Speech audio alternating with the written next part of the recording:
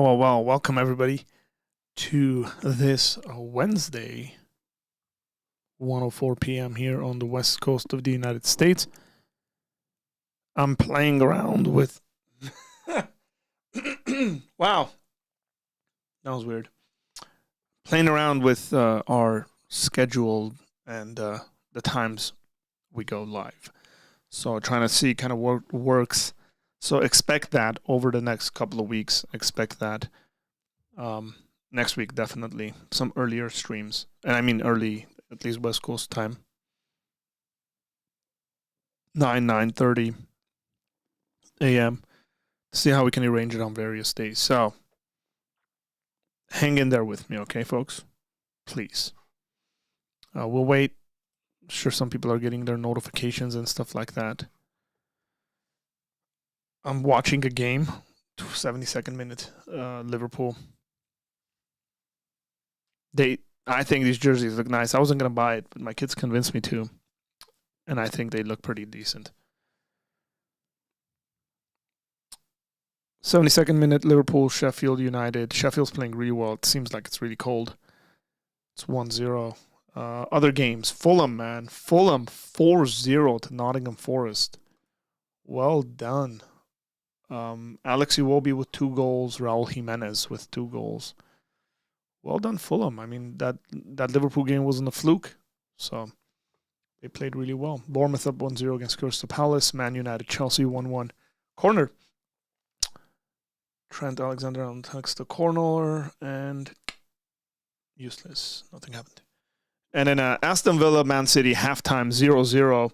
I'm cheering for Aston Villa. Come up. Come on. Come on. Let's get a tie. Let's make that the most boring game of the night. We don't want any goals. A 0-0 Aston Villa, Man City game. A 1-1 Chelsea, Man United game. I'm completely fine with that. I take that all day, every day. Arsenal won yesterday, so they're 36 points. First in the table, Liverpool second with 34 if they win this game. And then City, if they draw, 31. Villa will be at 30. I wouldn't even mind Aston Villa winning that game against City. but a draw would be pretty good. What do you think about the Euro 2024 groups? I looked at it a number of days ago. It seems like Italy is going to have a really, really hard group. But I haven't paid too much attention to it. Instant football commentary on the stream. Well, there's a bunch of games going on, so. That kid is kind of poor, honestly. What? Dude, I think it looks really nice, but to each his own, I guess. That's fine. I'm offended.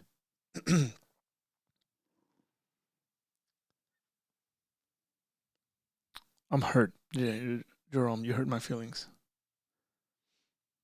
Man, this is a dangerous game. Liverpool aren't playing that well, and Sheffield's got they're looking good on the counter. Salah's been subbed off. Ooh, someone just got elbowed in the face. Liverpool player got elbowed in the face. Cameron Archer is a really good player. That looks like Soboslai.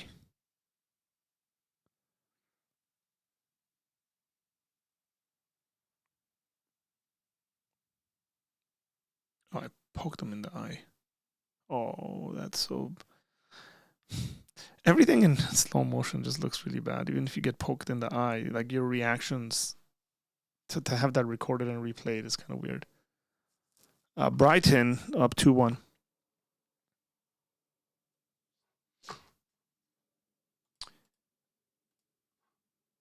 I'm gonna jump into the Discord group if anybody wants to jump on. You're more than welcome to. I think that's connected.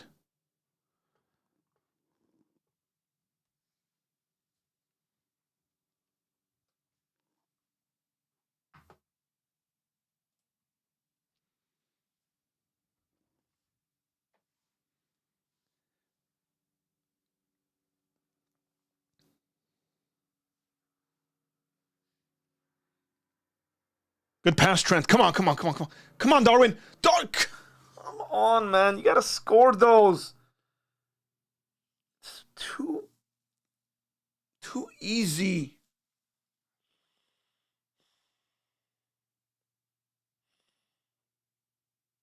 He's got to finish these, man. I mean, that's a wonderful pass by Trent.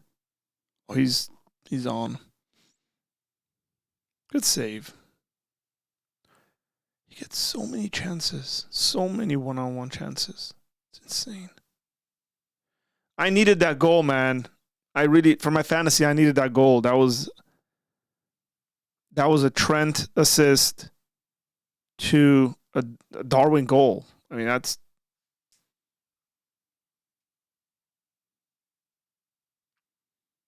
hopefully we'll get that.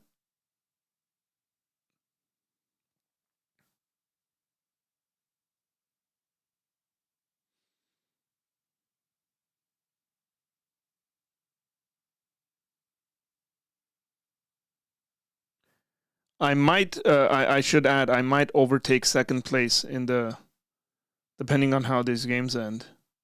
Hopefully, the Villa Man City game ends tie without Holland scoring, because all you guys have Holland on your teams.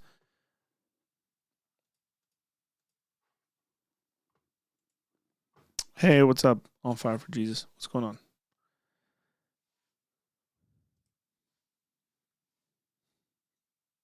I'm 5 points behind. 5 points behind second place. Sapere Aude has joined us in the Discord chat.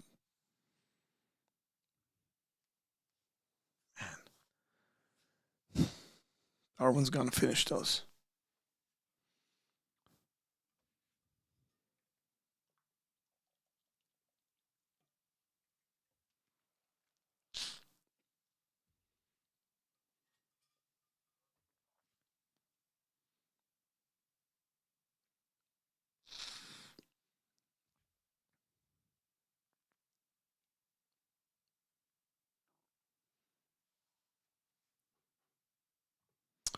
Doing good, doing good. I think yesterday's stream was really cool. I think there's Nitty. I really enjoyed that. I think there's a couple. I mean, the conversations were good, but also like a later night stream was refreshing as well. So we'll see. It's given me some stuff to think about, obviously.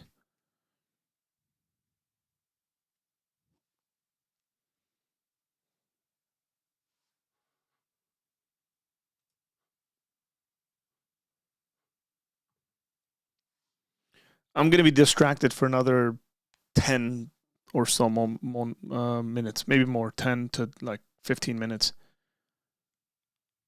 Forgive me. It is pretty. I mean, when it's a 1-0 game, guys. 1-0 game, as Jerome would say it. And so it's pretty tense. These around Christmas time. For those who don't know, the Premier League around Christmas time has the most amount of games during the season, and it's winter and it's cold, and players are tired. There's a lot of injuries. It's kind of sort of crazy, and we enjoy it as fans. But most of the time, I guess, they're just very tense games. It doesn't matter whether you're a weak team or a strong team. Anything can happen. Free kick in a dangerous position.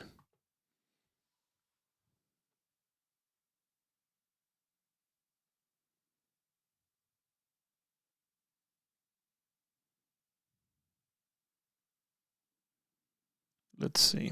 81st minute. I might be back.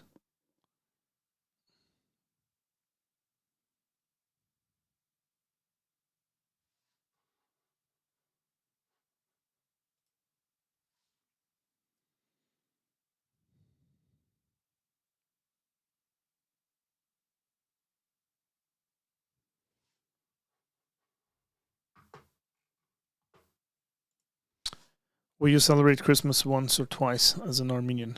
Twice. Um, and it's not just being an Armenian. Everybody celebrates. Christmas is 12 days long.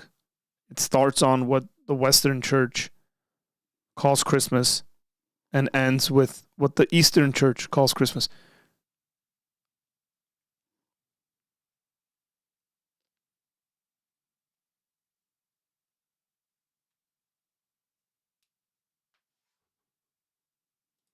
When the games end, I'm looking to ask you a couple of doc questions. Was too tired to bother asking yesterday. Okay.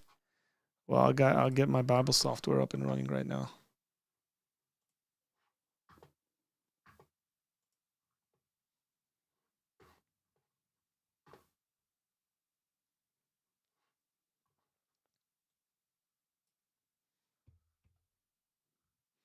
Gotta make sure everything works properly. Even with that. Oh, that's interesting.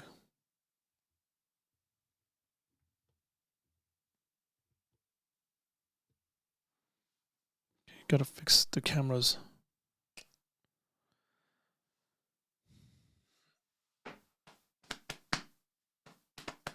What?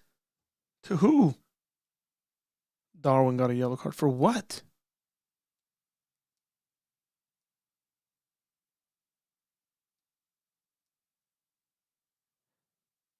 Oh, because he kicked the ball away. Oh, come on, man.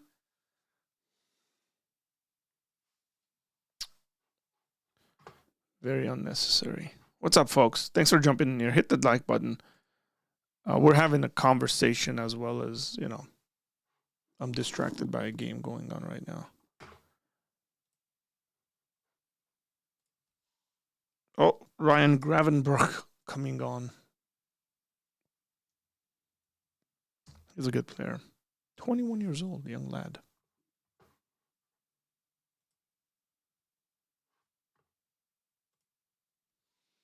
I don't like games like this.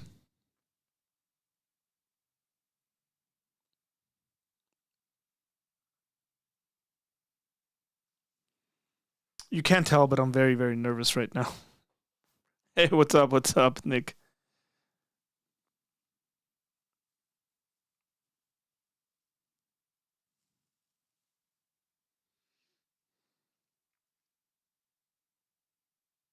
There's no foul there.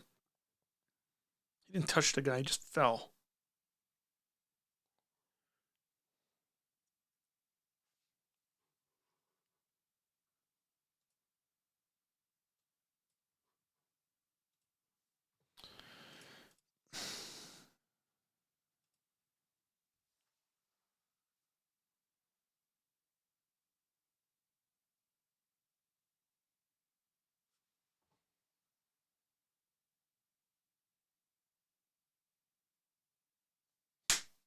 It's a good run by Darwin, man, and he was being unselfish. He passed the ball up.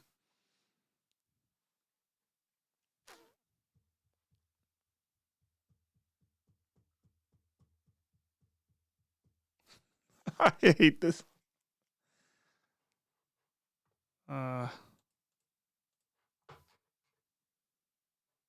One Dutch guy for another. For those who don't know, Cody Gakpo is a pretty strong, outspoken Christian.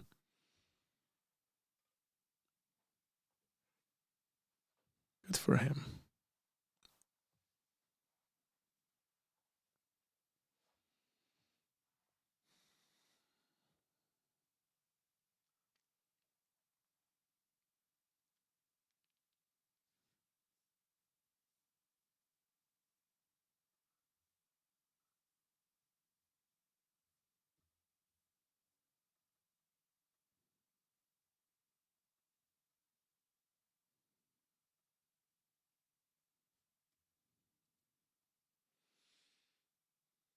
Oh gosh.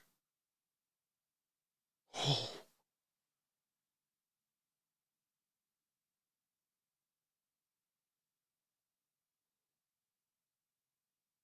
Sheffield United have played very, very well this game. Like props. They're under new management. Their coach got fired.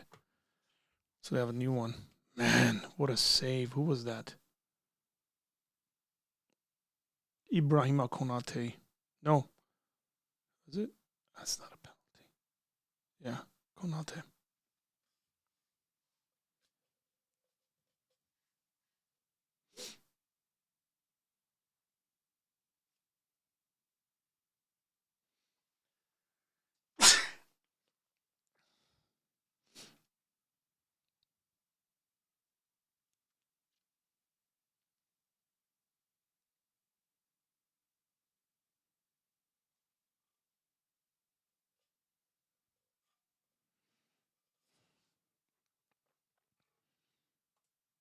By the way, my hat is all the way from Scotland. Okay, so your hat was Scottish. My wife brought it back from Aberdeen during her PhD seminar. That is cool. It's a nice hat. Shout out to the wife. Mrs. Quint. Well done.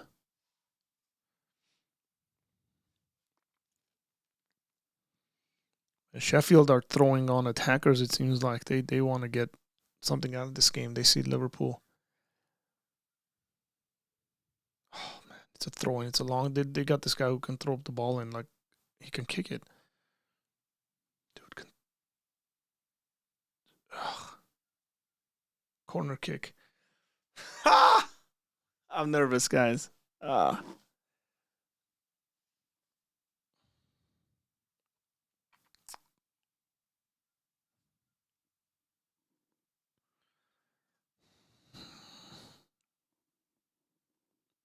This is a cruel sport. It's a very cruel sport. It's cruel in the sense, right? Like, so Liverpool on Sunday got that crazy winner, and you're super excited about it and for it, and then this is one of those games where, like, I kind of just want it to end right now because you can sense the other team is attacking and they could get something out of this. Yeah, I was expecting Liverpool to get more goals, but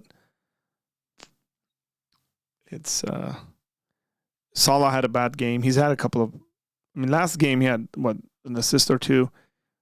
He's not scoring, and then Darwin's having the chances, but he's not finishing. Oh, they're squaring up, talking to each other.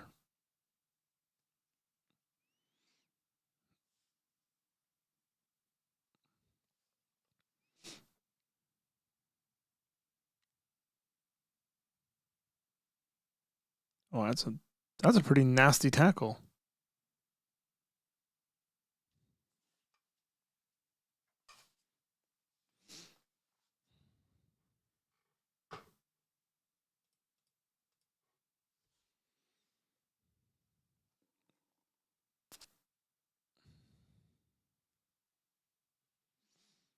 Was it 6 minutes?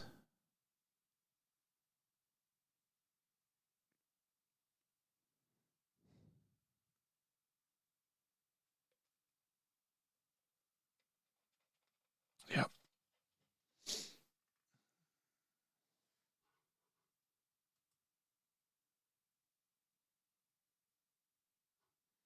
Fulham scored another one. It's 5-0. And they're destroying Nottingham Forest. Oh, come on, Liverpool, don't beat. Oh.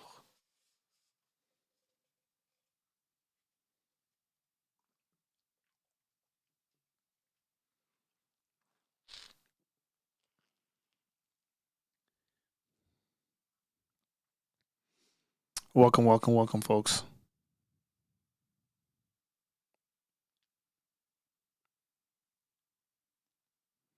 I mean, the fact that the goal scorer today has been Virgil van Dijk, and it was from a set piece, just tells you that we haven't been playing so well. I mean, from on the attacking end. There's Dominic Soboslai with the ball.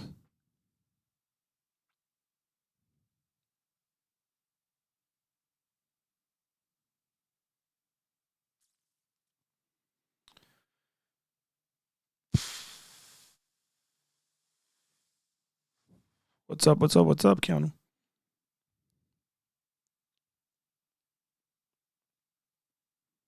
Wait. Decent cross. Come on. Such a bad cross.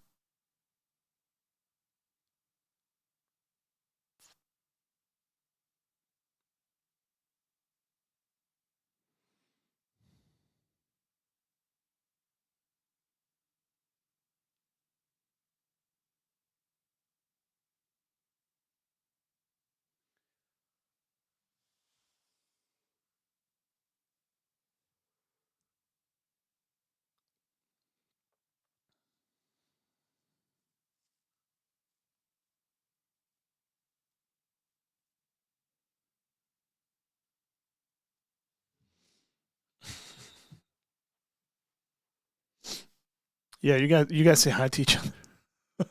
Just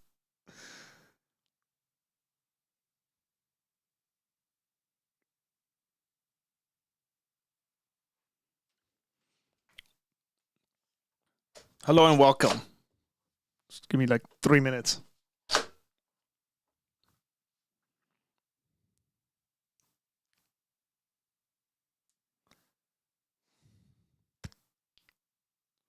Seems like Liverpool ran out of goals. Last game they scored 4, but again, none of the goals last game came from the front 3. The forwards didn't score goals. This game, it hasn't come from a front player, attacking player.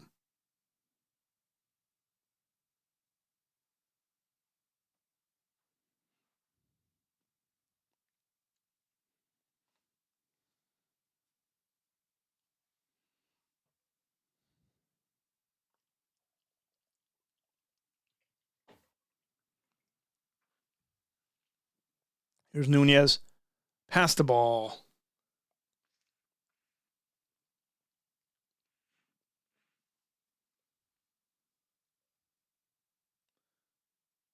Get in!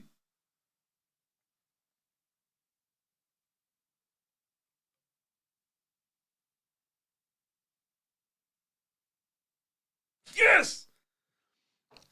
Nunez wins the ball back, loses it, wins it back, crosses it in to Dominic Soboslai, who finishes it. This better be given. And my fantasy team gets an assist from. They might call it back. Please don't call it back. Don't be jerks.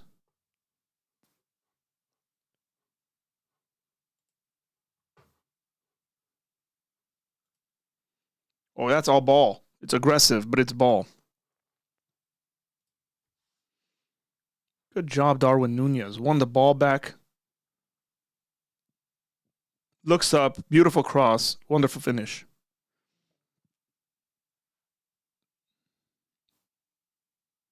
That's how you finish, Darwin. What's up, David? How you doing? Darwin needs to take finishing lessons from some of these guys. Great work.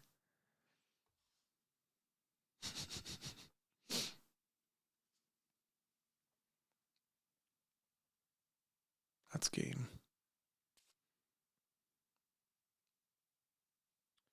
Okay, accounts. Okay, a lot more calm now, guys. Second goal, about a minute left. We're good. What's going on, folks? How are you doing this wonderful day? Change the camera angle here.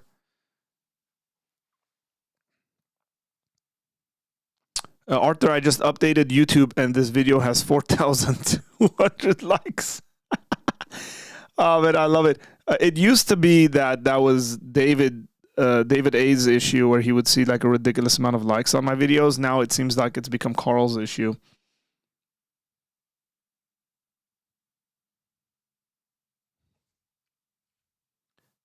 I'll take it. Arthur's heart rate can gradually drop again. Yes, it can. It is.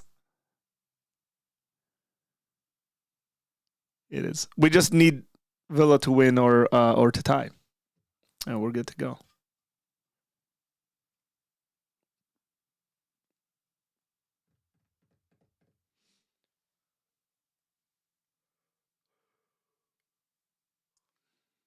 What's the stack of books you have behind you? They're books. 1, 2, 3. They're like sort of suspended shelves. They are sitting on a shelf. I thought it would look nice, and I needed more shelving for books because I'm running out of space. I'm gonna use. I'll tell you this. So, actually change the camera. So I'm gonna use those shelves basically to keep track of books I'm reading or I've read during the year. But right now, I mean, some of them I'm reading and stuff like that. Game. That's it. Okay, we're done.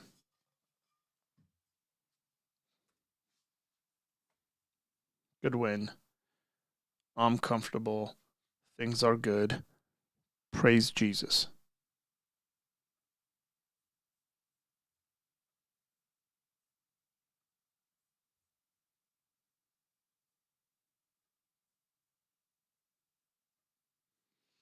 So yeah, I think it's good. It looks good in the background. What is going on?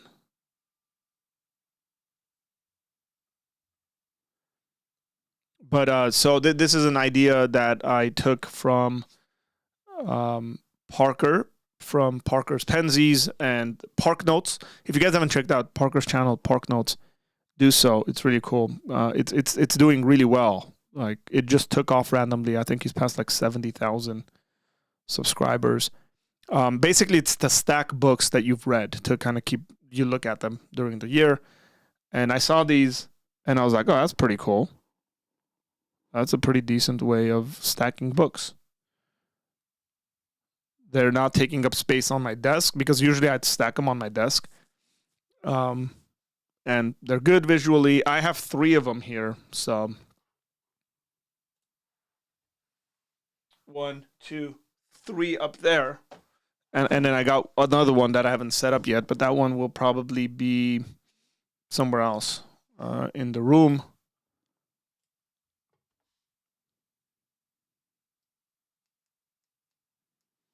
Oh, stop it. Oh, stop being a silly individual. Or a jerk. Either way, don't be that. Don't give a bad name to atheists everywhere, okay? Just chill. Okay. More importantly, that gave me some good points for my fantasy.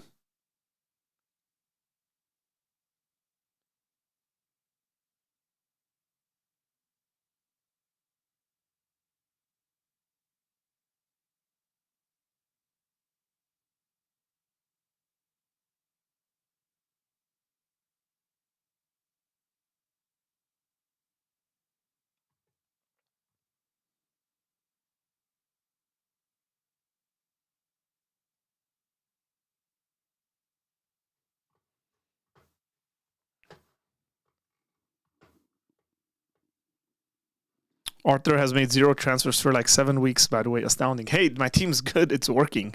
It's great.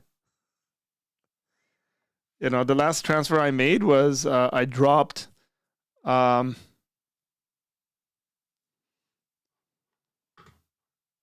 was it I dropped?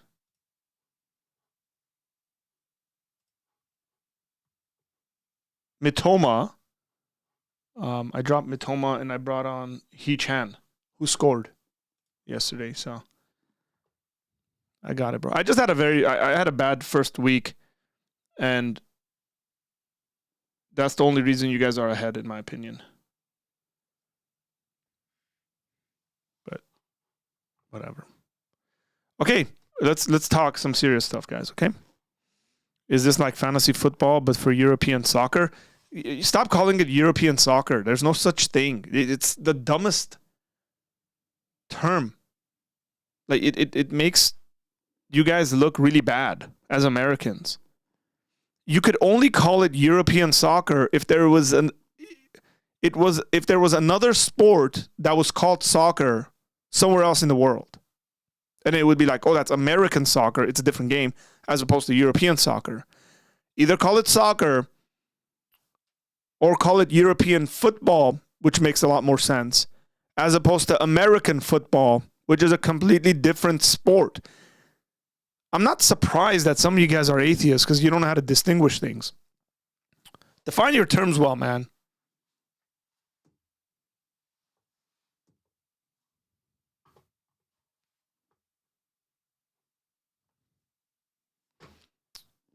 Okay, moving on.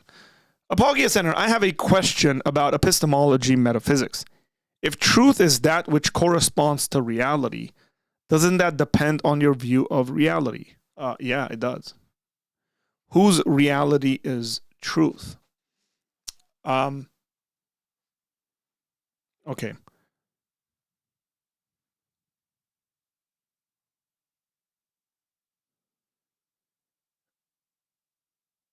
I don't know whether that question is a good question. The second question, not the first one. The first one is a correct question. If truth is that which corresponds to reality, doesn't that depend on your view of reality? Correct. It does depend on your view of reality. But your view of reality is going to be either like realism, anti-realism, or idealism. To say whose reality is true, it seems to me is an oversimplification of the question. It's not whose. It would be whether someone has a realist, anti-realist, or an idealist kind of view of reality. And that's not necessarily dependent. Like you can be a Christian and be an idealist. You could be a Christian and be a realist. You could be a Christian and be an anti-realist to a certain extent. So that would be a different sort of category we think about. So in Clarkean epistemology, truth is that which corresponds to God's thinking. As far as I know, in regards to Clarkean epistemology, Clarkean metaphysics, it seems like it would be that that is a idealist view of reality. Correct me if I'm wrong. I'm pretty sure I'm right on that.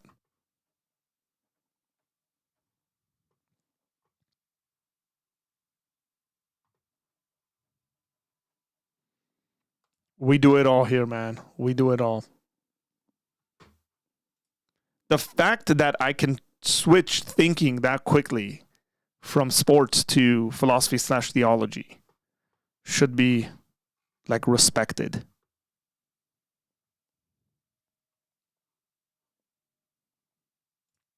Well, if you phrase it that way, you can imply reality belongs to God. Yeah, what I said was better.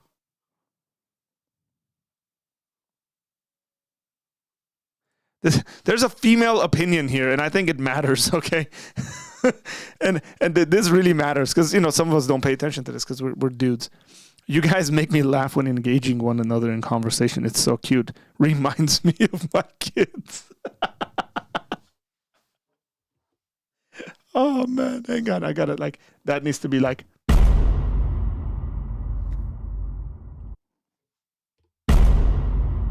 Or it's probably this one. It's probably this one on Fire for Jesus. This is a sickness of the highest order. Yeah, we got issues. Okay, Clarkean metaphysics epistemology assumes a transcendental idealism. Okay.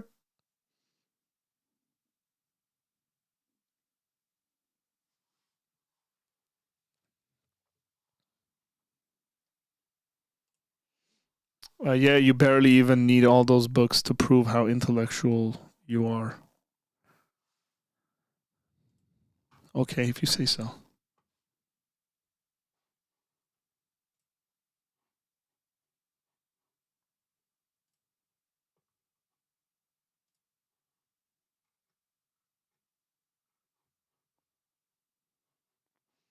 Hey, by the way, where's Jason? Jason's probably watching the Aston Villa Man City game. I'm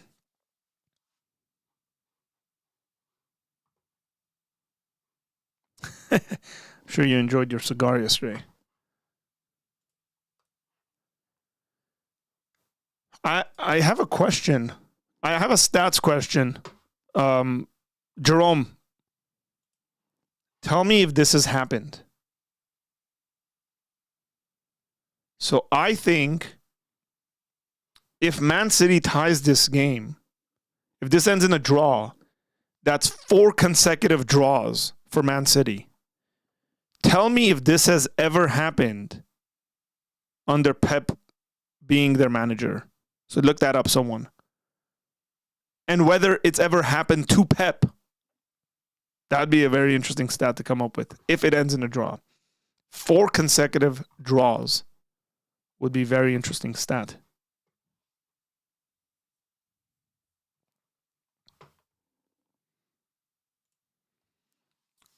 On what YouTube channel can you talk about sports, then immediately switch to philosophy, then immediately switch to theology? This is a sickness of the highest order. Or I have enough experience to handle you. that might be a bit better. The lines are open. Discord, if anybody wants to jump on. Anybody wants to jump on Discord. Theology is philosophy, though. It's not. That's not true. Philosophy and theology does not equal philosophy. Theology assumes philosophy. Okay? You can have something called theological philosophy or philosophical theology. But theology is not philosophy. You're welcome once again.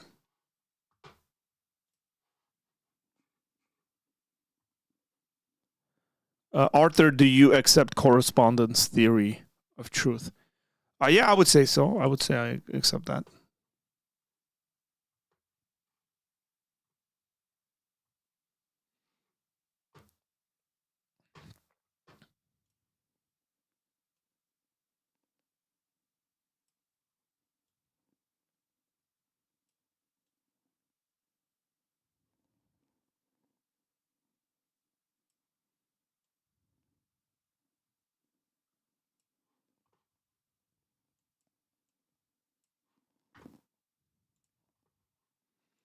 Oh, yeah, let's get to some real questions.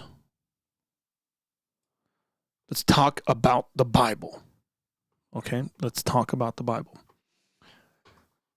Let's open up the passage here, which is Acts 26. And we're looking at verse 32.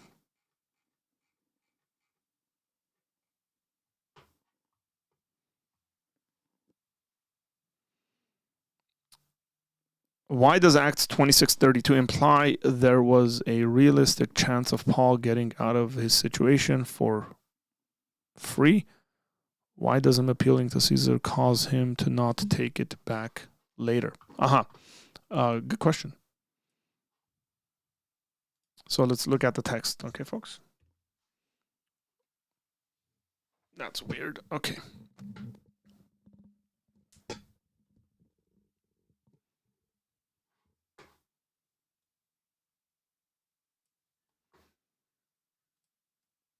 So Paul is imprisoned, sort of. He's on trial, essentially, right?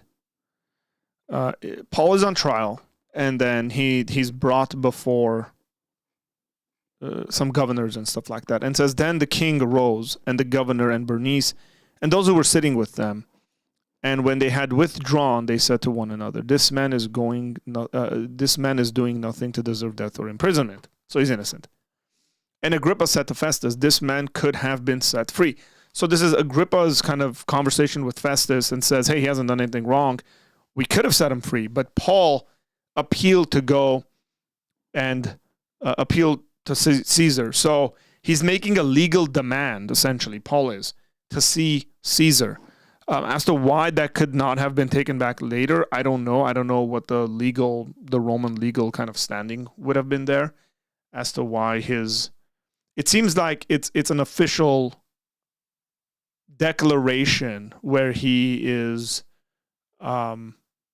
requesting an audience with Caesar, which ends up being the case. He ends up going to Rome. They end up sending him to Rome. Now, to go back to your question, I guess, which is, Why is it implying that there's a realistic chance of Paul getting out of this situation for free? Because he hasn't done anything really wrong. If you pay attention to the book of Acts, which you are, I think, you'll see that he hasn't done anything wrong. There's people that are falsely accusing him of various things, and he could have been set free.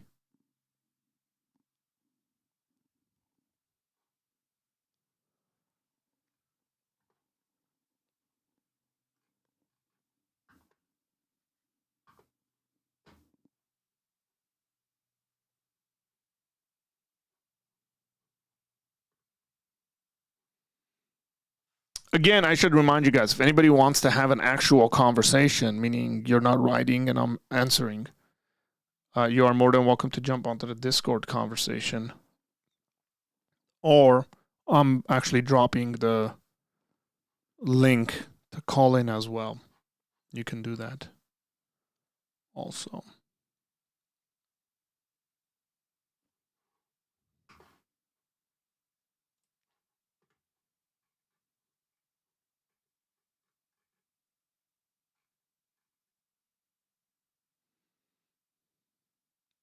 If you have a backup to that, please go for it.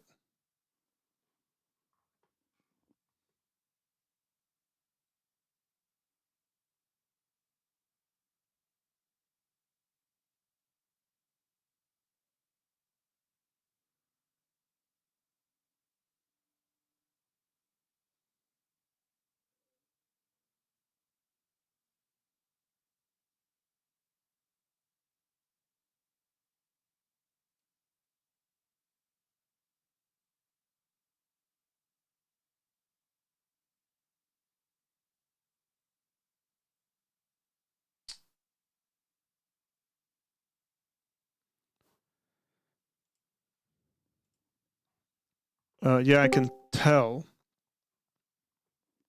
that he hasn't done anything illegal, but why did he feel the need to appeal to Caesar in the first place if he didn't do anything? Well, they wanted to be bribed, so we'll look at that, right?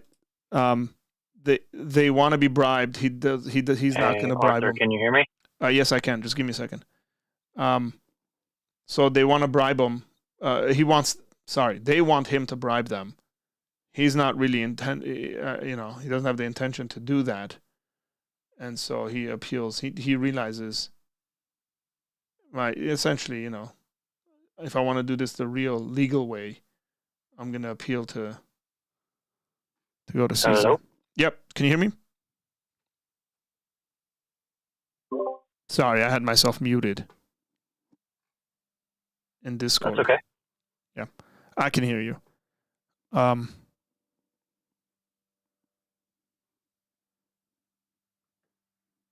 How's it going?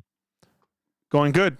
Jerome just gave us the stats on the question I asked, which is great. Okay. Aston Villa scored! Get in, Villa! Pretty exciting. Sorry. No, that's like seriously big news considering the way the season is. Okay. Well, I can't stay on here long. I just wanted to ask you a question. Yeah, you go for it. That's all right. Mm-hmm. Okay, I just wanted to know how you explain, and you may have explained this before, but how do you understand like the motivation behind God commanding the Israelites to like kill infants and children and even like cattle and stuff, like in 1 Samuel 15, 2-3. We were talking about this in the Discord a little bit, and I was just curious how you understand that. Man, that's I'm not sure whether I would have a satisfactory answer for you guys. I think it's probably a combination of a couple of things. One of them being the literature conveying the sort of, let's just say, war literature, okay? Alongside generational grudges and stuff like that would have taken place, or was it assimilation? And the other thing is that whenever we do see passages like that, people tend to, the Israelites tend to not like finish the job, if I would put it that way, which is at least a thing to reflect on and go back to and say, well, if they saw it as being such a command, why didn't they do whatever they were told to do? Right? Those are hard passages. I mean, I frankly, that's just the reality of it. I don't know how like Jews have dealt with it. I can't like state clearly how like Jewish rabbis have seen the way they're doing that. There's a couple of things I would say they're not. Okay. They aren't aimed at let's kill these people because of their religion or their theology. I think that's pretty clear. Okay. What I would say is that they have practices, like I'm looking at it from like a God's judgment kind of perspective. They have practices that seem to be extremely heinous that we would, under any circumstance, any modern circumstance, or even ancient, be seen as pretty nasty stuff that they're doing as a culture.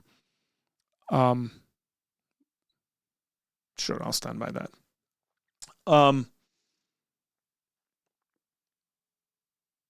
They're unrepentant, and so this is God's judgment on them. The babies, though? Yeah, as a culture, I would say, yeah.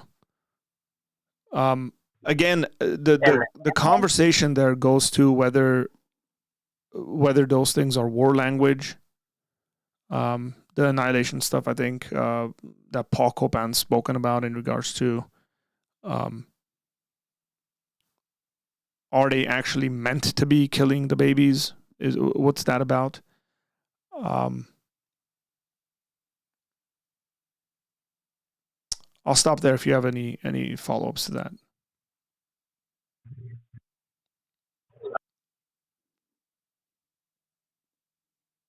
No, not really.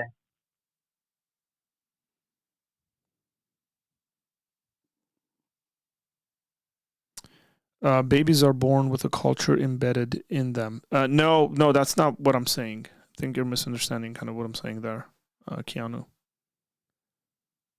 I'm talking about. So here's a. So let me throw this idea. So how familiar are you with like revenge laws in the ancient world? Sorry, I have to go. Thank you for answering the question. Sure. Okay. No problem. If anybody else wants to jump on and we can continue this conversation, I'd love to. It seems to be. It seems to be the case. He said, "Yeah, it's not a satisfying answer." Oh, sorry. I can't always give you satisfying answers. So in the ancient world, to seek what we would call like blood revenge was a normal and common thing. As a matter of fact, you see it in the Bible.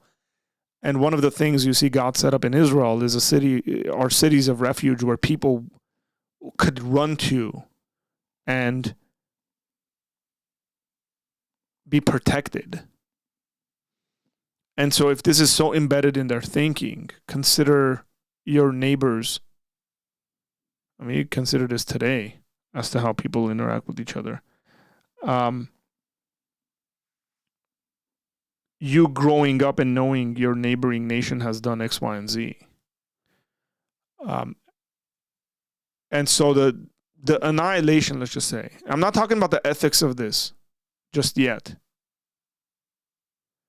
I'm not talking about whether we can judge that culture as though, or those commands as though they're wrong or whatever like that. But understanding the entire scope of something like that, where let's just say they're like continuous and equal repayments that are circular. Those could be the reasons Are they justifiable or not? Are things to be considered? I think there's a fair point to respond to those things and say, well, no, God wouldn't or shouldn't give commands like that. Then we can speak about that.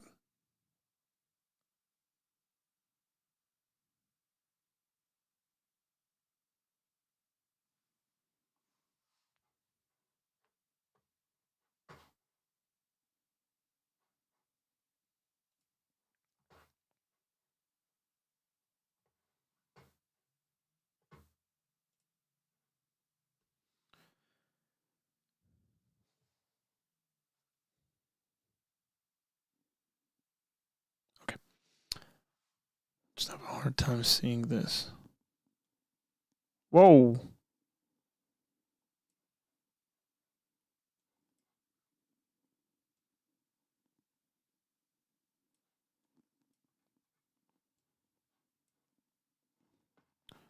I have no idea what just happened.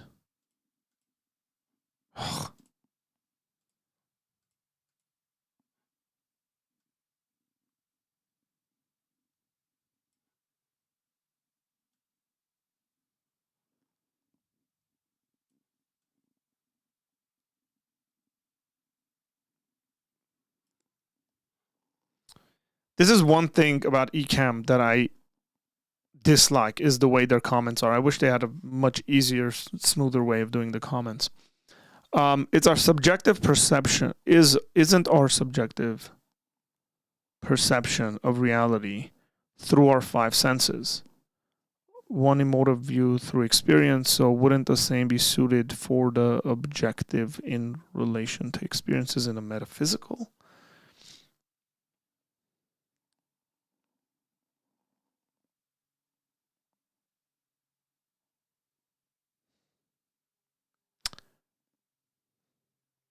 I'm confused about this question. Forgive me.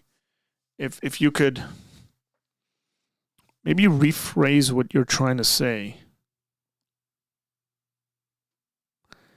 Isn't our subjective perception of reality through our five senses?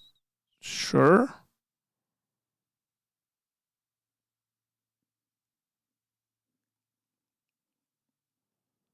Couldn't the same be said for the objective in relation to experiences of the metaphysical?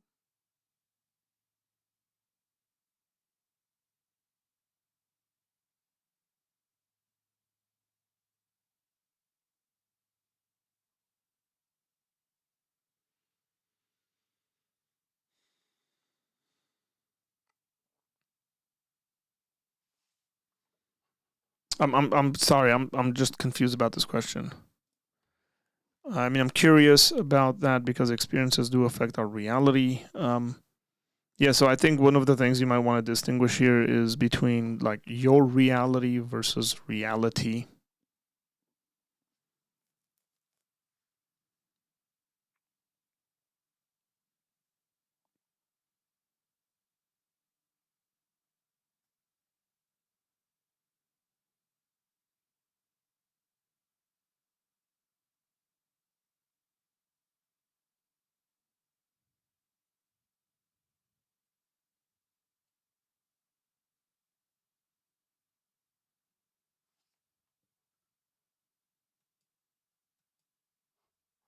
Yeah, help me clarify some of that stuff because I don't know.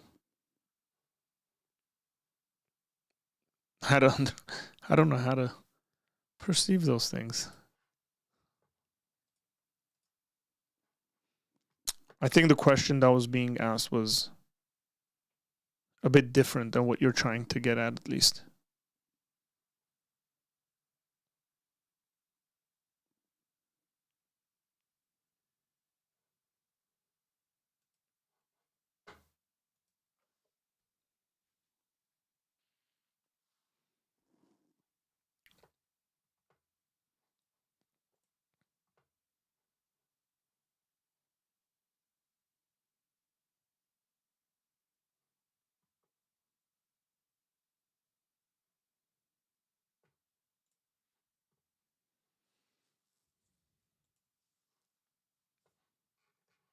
Y'all good?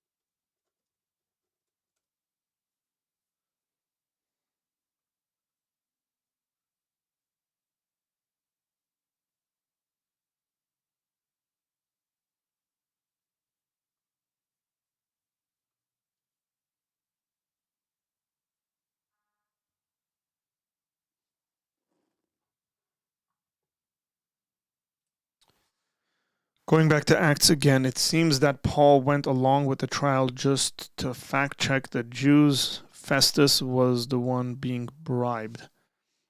Or they assumed that he was going to bribe them, correct? So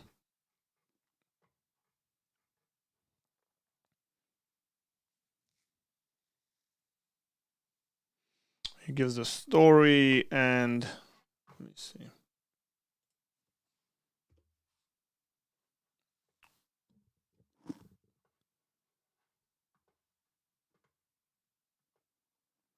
So Festus says, Paul, are you out of your mind? You've studied too much, he says. You've gone crazy. King Agrippa, it's very interesting how Paul goes about this. He asks the Jew in their midst whether he believes the prophet. I know that you believe. And Agrippa said to Paul, in a short time, would you persuade me to be a Christian? And then he says, hey, I wish every one of you guys was. Where's the passage about bribery?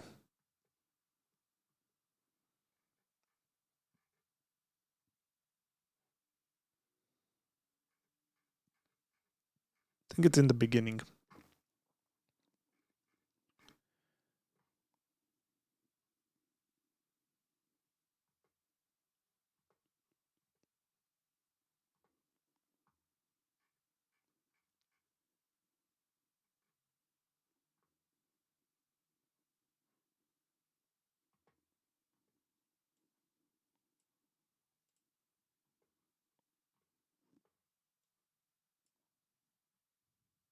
It was earlier in 25, yeah.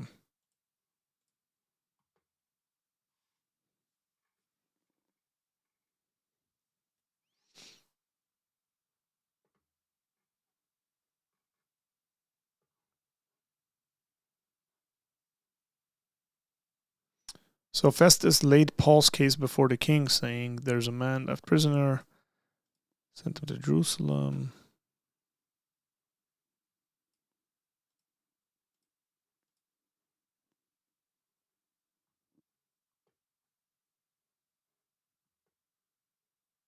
It's earlier than that? Yeah, it seems like it.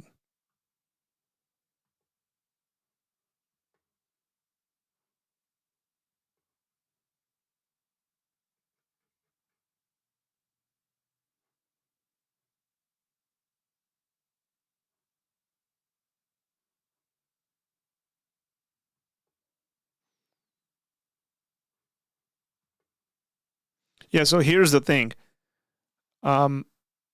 Neither against the law of the Jews, nor against the temple, nor against Caesar have I committed any offense. But Festus, wishing to do the Jews a favor, said to Paul, do you wish to go to Jerusalem and there be tried on the charges? So if he sends him to Jerusalem, they're going to kill him. That's the assumption here, right? Like, so if he says yes to this, it's going to be pretty bad to Paul. And he knows that because earlier on there was a plot to kill him, and somebody found out, and they let the Roman officials know, and that's the reason why Paul's where he is, which is I think in Caesarea Philippi, but Paul said, "I'm standing before Caesar's tribunal." So he's saying basically, I don't want to go to Jerusalem and be tried by the corrupt politicians there. I'm at Caesar's tribunal. There's a difference here. Where I ought to be tried because he's a Roman citizen. To the Jews I have done no wrong, as you yourself know very well. If then I am a wrongdoer and have committed anything for which I deserve to die, I do not seek to escape death. But if there is nothing to their charges against me, no one can give me up to them. And then he appeals to Caesar. The issue there, I think, Jerome, is he knows if he goes back to Jerusalem, they're going to kill him. And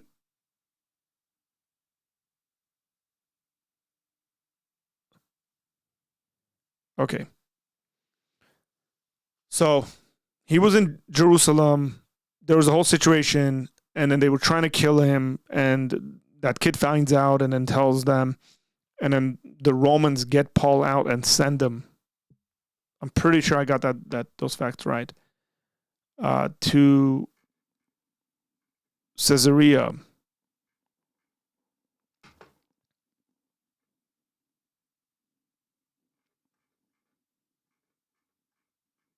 And then he's there. Yeah. So 24. After 5 days, the high priest Ananias came down with some of the elders, and because he's in Caesarea. So that happens in like 23 is what I'm talking about. Then he called 2 of the centurions. This is the so this is when they find out the plot to kill him. Get ready 200 soldiers with 70 horsemen and 200 spearmen, and then they take him to Caesarea. Also provide mounts for Paul to ride, bring him safely to Felix the governor.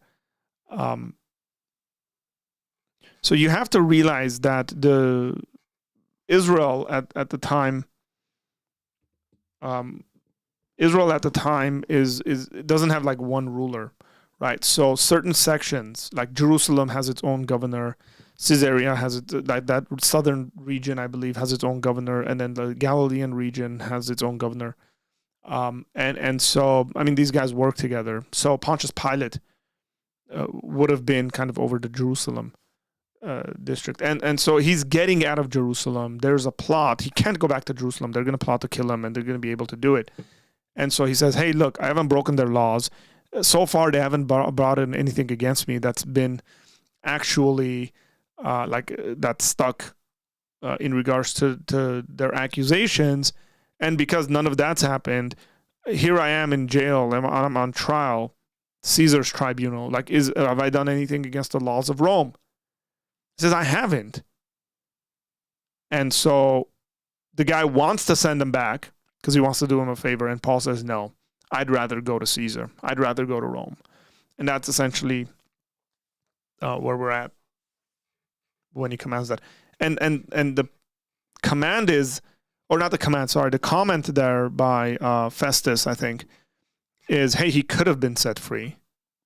Sorry, about from Agrippa. Agrippa says to Festus, he could have been set free if he didn't appeal to Caesar. Well, maybe, right? Maybe Agrippa. I mean, if you guys send him back to Jerusalem, they would have probably killed him there. And so it's the safer, wiser option, I guess.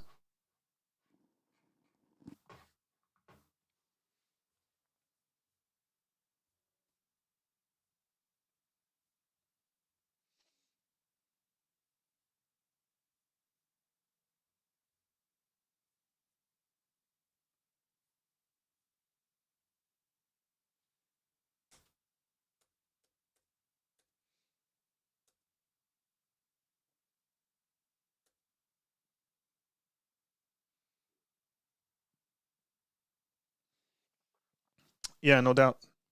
Anytime, King.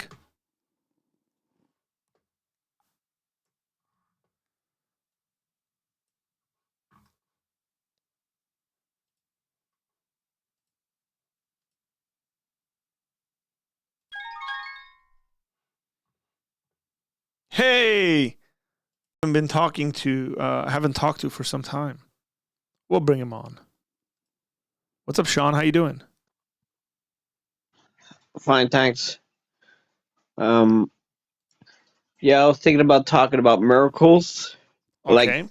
all the miracle stuff in the Bibles and stuff. I mean, if you believe that miracles were not true in the Bible, would you still believe in the religion, or do you need the miracles to believe in your religion? Like scientifically, if they're wrong. Okay, let's try to rephrase those questions. Yeah. Say it again. Say what you're thinking.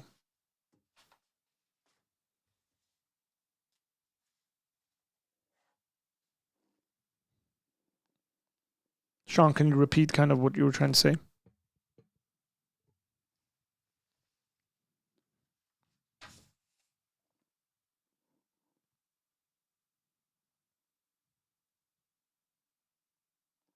Can you hear me?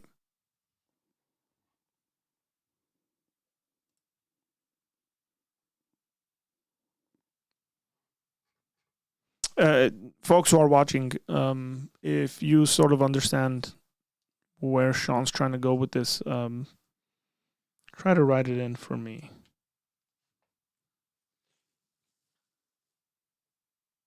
Maybe I'm a bit slow today.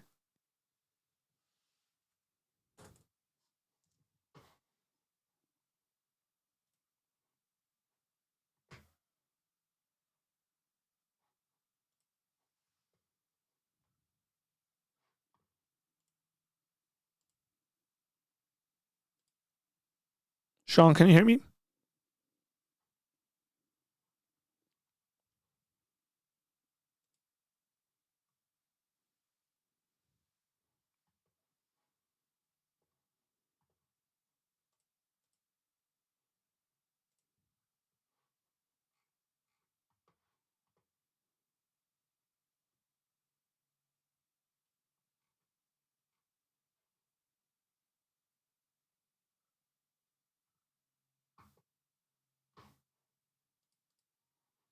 So Manchester City ties 3 games in a row and then loses the 4th one.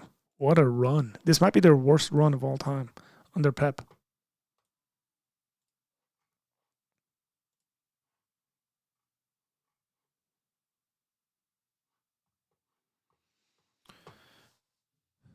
I think he's saying that miracles were debunked somehow. Would you still be a Christian? If miracles were debunked somehow, would I be a Christian?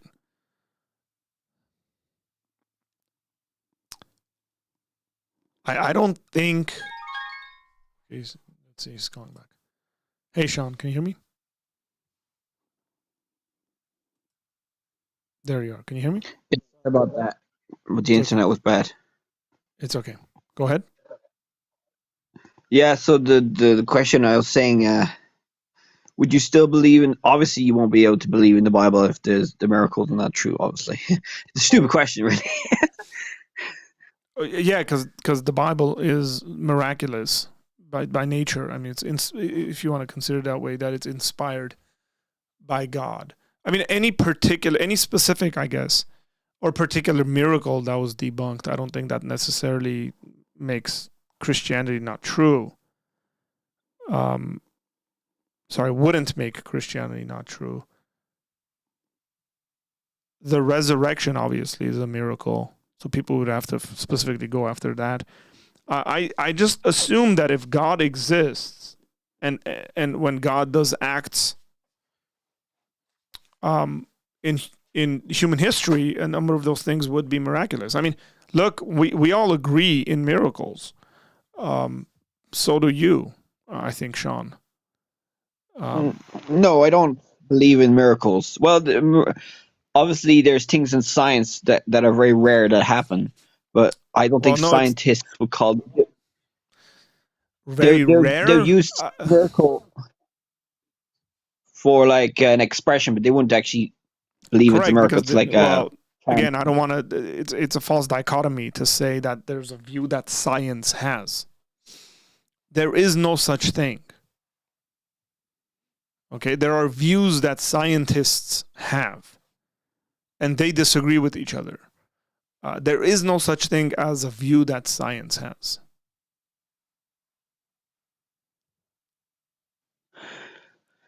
Yeah. Well, what I think of science, I'm not an expert, but they would only use the word miracle for like they don't actually mean it's a miracle. It's just a thing that happens very rarely that can happen, like chance or there is no they. probability and all that. Let's not talk about they. There is no such they.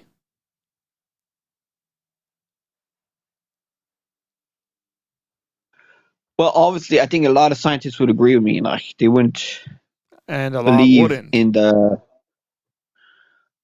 I'd say majority of scientists would agree with I my wouldn't view. say Anyway, that's not true. As a matter of fact, about maybe like 51% might agree with you. That's not a majority. What? So, what would you mean by a miracle in a scientific way? What would you mean? A miracle, I think, a miracle by definition would be something that there's no scientific explanation to it. Not that we don't know the scientific explanation, is that it would be an impossibility within our scientific studies. So I would say the beginning of the universe is a miracle.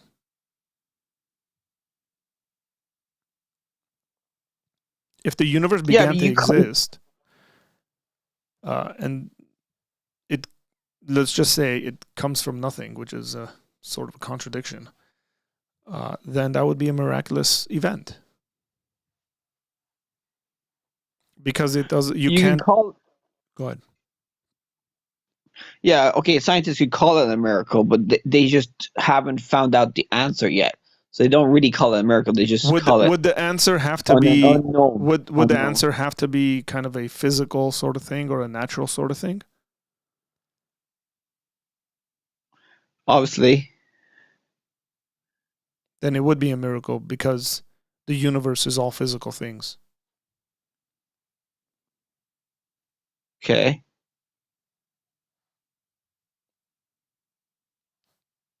I'll say something. Dead air. All physical things. So you're trying to say, I mean, that's what the universe is. Science.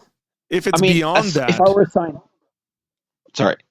Say what you're going to say. So if the cause or the reason or whatever, however we want to think about that, of the universe coming into existence, the beginning of the universe, is beyond the universe itself, that's very problematic to an individual who's sitting there and saying, no, I don't believe in miracles, or trying to somehow establish that the beginning of the universe is coming from another source, another thing that is a physical thing.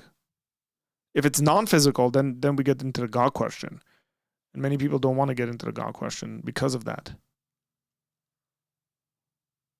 Well, I'd say most scientists are just not sure what is. So they wouldn't say either or. They wouldn't say it's a physical or non-physical thing. They would just say they don't know. They have theories, like some famous scientists have, but they wouldn't be 100% sure, like, obviously. Well, so they wouldn't be 100% sure it's a God, because then you have to prove it, and that's kind of hard to do. Yeah, I don't know whether I would agree with the whole thing that you just said. I mean, clearly a good amount of scientists would say that it is God, because they're theists. Yeah, but is there any scientists out there that can prove God using the scientific method? God is not the sort of thing that the scientific method studies. Let me ask you a question. Is there any scientist out there that can prove to us by the scientific method that the past isn't an illusion?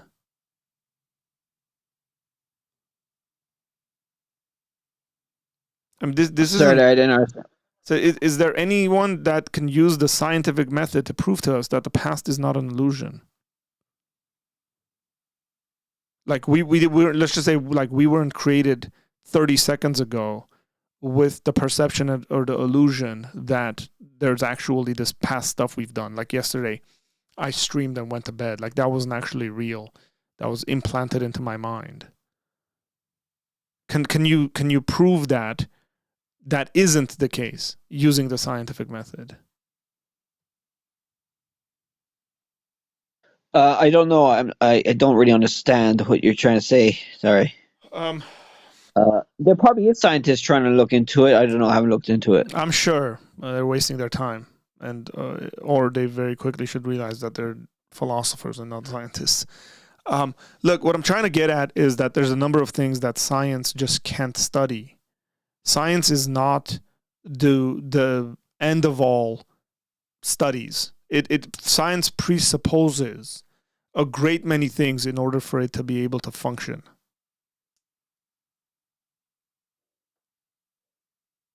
Such as what do they presuppose? Like it presupposes that there's order in the universe without having to prove it. When the scientist goes into the lab to do his scientific inquiries, he just assumes that the world functions in an orderly manner. And he hasn't proved that by the scientific method. He actually has just not proved that. But he assumes it. And my question is, why assume that in the first place? Well, he maybe just assumes it because when he does he assumes it because it works anyway, but he could also find out it doesn't work, that it's chaos, and he could still do his scientific stuff anyway. Well, I would just say that he might have philosophical grounds to assume that's the case. And that's okay, because it's the sort of question that science doesn't answer. So you're saying that there's order in the universe because of God? No. What I'm saying is that certain questions are of a philosophical nature, and to ask it to be proven by science is an incorrect question. And I think God is one of those things. So when people come and say, well, you got to use the scientific method to prove that God exists, I would say God is not the sort of thing that we prove using the scientific method. I think there's scientific arguments we can give as to the existence of God, like that would point us in the direction of God existing.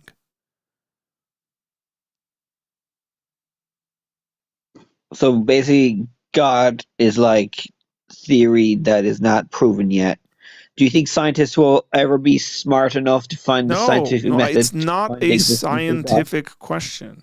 It has nothing to do with how smart you are or how scientific you are or something like that. But don't you think in the future we could find real proof of the existence of God? Like we've already found real proof of the existence of God. Why are you assuming we haven't? Give me an example. The uniformity of nature, I think. I think that things are very, very, very designed. The uniformity of nature. Well, my answer to that would be just nature evolution. Works well. Have you heard of entropy and sure, yeah. laws of thermodynamics and all that? That can answer a lot of the things that happen in the universe. That everything is chaotic and being destroyed? Yeah. How? It's getting more and more chaotic. Things seem to be very, very controlled and not chaotic. I mean, to the minute details of properly ordered in order for them to function well. I mean, so okay, there's a couple of guys in here. I want to because I think what they're saying is true and they're agreeing with me. So they're not Christians, right? There are also axioms in science, in other words, starting assumptions. A theory says, grant me X and this theory can justify Y, Z, etc. Correct. You just assume it and move forward with it. Again, Sabarado says uniformity, predictability, regularity, that sort of thing. Arthur is right on saying that. I'm not, again, trying to argue for God's existence per se on this. I'm just saying when we ask a question like, can we prove God's existence with a scientific method? My response is, God is not the sort of thing you prove according to the scientific method. you can't prove to me that your thoughts are real according to the scientific method. Like, it's not the sort of thing that the scientific method can study. And that's okay because science has limits. There's absolutely nothing wrong with the fact that science has limits to it. It's a limited sort of thing. And I'm okay with that. Yeah, but don't you think that God has limits? Religion has limits. Well, I mean, wouldn't. without Yeah, science, sure, okay. I'd say religion. I mean, if there were no science, I'd say religion would have destroyed the planet a long time ago. That's a Well, completely actually, different no, sorry. conversation, Sean. Sean, that's going to lead us somewhere else. That I think it's probably best, like, for us not to go into. Like, this is a good conversation we're having. Okay. Okay. So what was I gonna say? I was in chat. I was in the free AI tool there. It's great. I'm a free AI thing. Let's just write down free AI. It's called Deep AI, and I was just asking the most controversial things in the Bible. Okay. So And there's you're loads of trying to them. set me up to argue against artificial intelligence. I'll do it. Let's do it. No, I'm using AI like it's going to be the new god of the future, probably As a with the research atheists. tool. Wow. The new god of the atheists. Artificial. Hey, you said it, not me. Yeah, and so I'm just going to go in there and see how I. Anyway, there's loads of controversial things in the Bible that I Yes, read there in are. it. It's quite. And religious people disagree on that, and I mean, if you were to follow everything in the Bible literally, right, you We've would had this be like conversation. really. Oh, yeah, I remember that you did a short with me, and you got loads of views for it. That's good. Thank you very much. You're very welcome. Should Thank you for good questions. make you popular. But anyway, so yeah, so there's controversy. Yes, if someone were to believe everything in the Bible literally, I think society, I don't think would not be as progressive as it is now. I think humans are smart enough to not believe some things in the Bible. Do you know what I mean?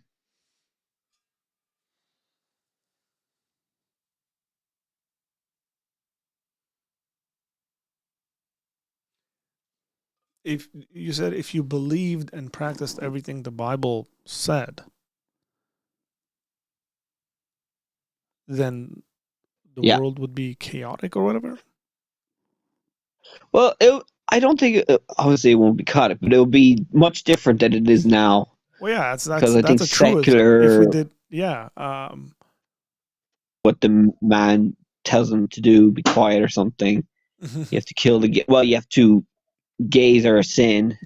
I mean, I think, in my moral view, subjective moral view, that the morals of religious thing would be less nice. Sean, you're not married, are you? But I could be wrong. Huh? I'm not. Okay. I'm not married. Yeah, you've never told a woman to be quiet, have you? I've told my mother. That's different. Very, very different. No, look, I think those are issues that obviously have different contexts to them, and I don't know if we have the time or the energy to like sit there and specifically explain as to why every single one of those statements is being made, and why it could be in certain cases applicable very well and actually make things a lot better. Do I think women need to stay home and it's a better thing for children to be cared for and loved by their mothers, to be their predominant caretakers?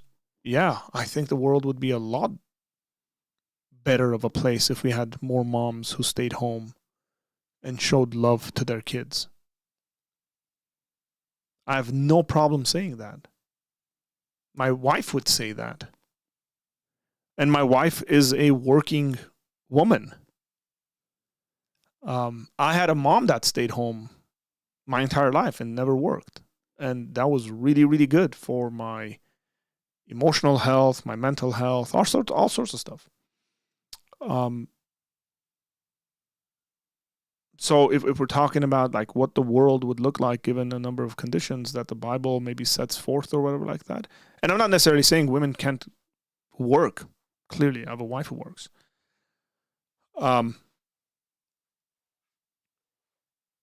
But again, the question is maybe an incorrect question as to the way we're asking it and approaching it. I'm more curious as to the earlier conversation. I really like the earlier conversation in regards to like science being able to answer questions that are given to us. A lot of people, and partly the reason why I want us to talk about this is because a lot of people actually assume science is a sort of omniscient sort of thing. And it's really popular amongst atheists to say that sort of stuff. And we should let atheists know that they don't need to. And also their expectations, their questions are not fair to religious folks who know what they're talking about.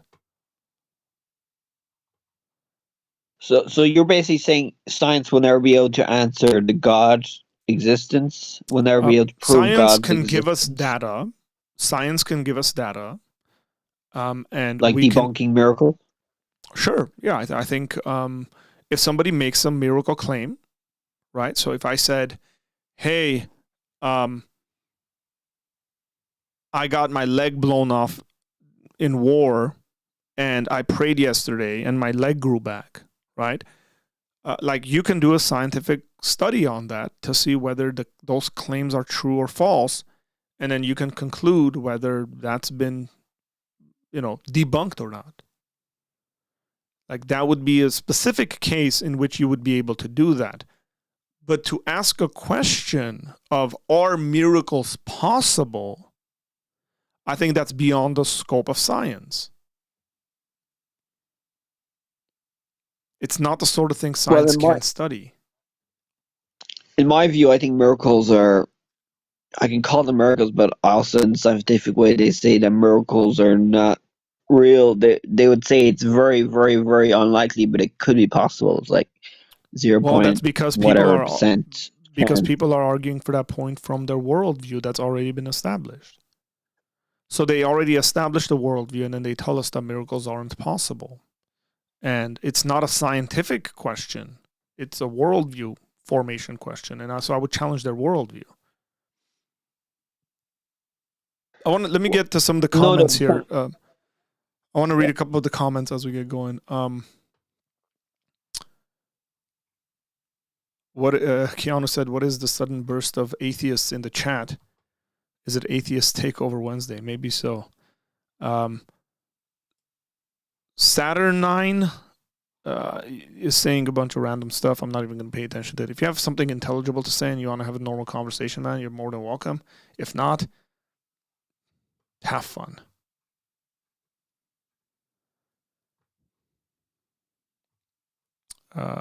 If you claim God interacts with reality in any way, that should be measurable.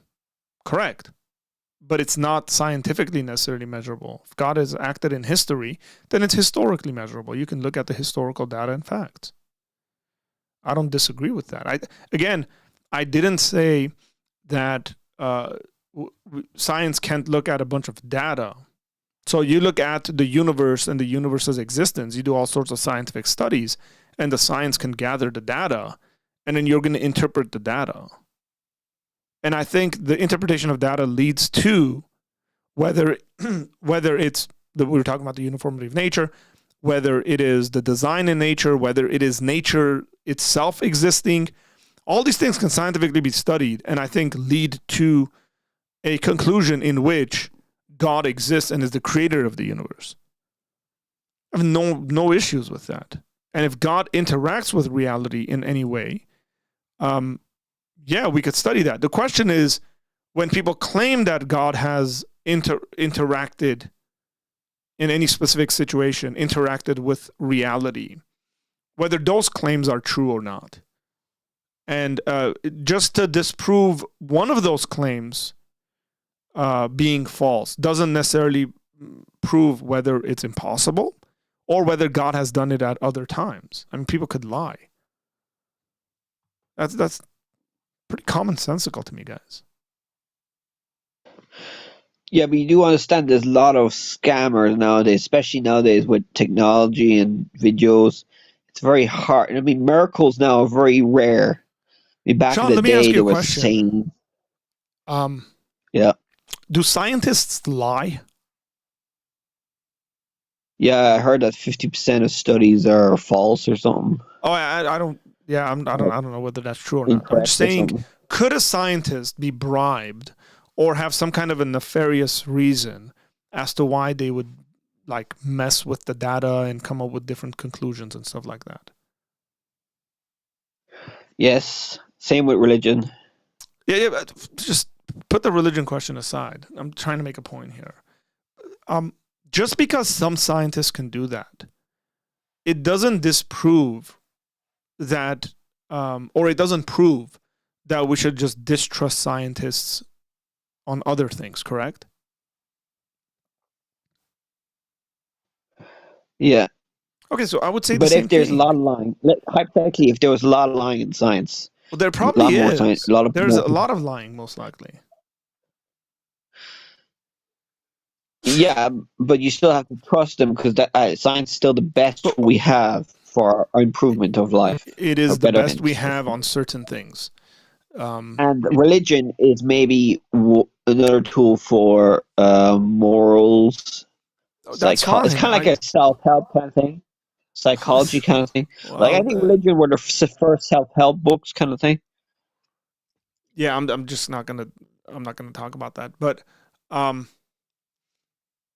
my point I think stands is that if scientists lie and religious people lie, I mean the conclusion you're going to come to is that people lie, not that we shouldn't trust scientists or religious people or any specific claims that any one of those make.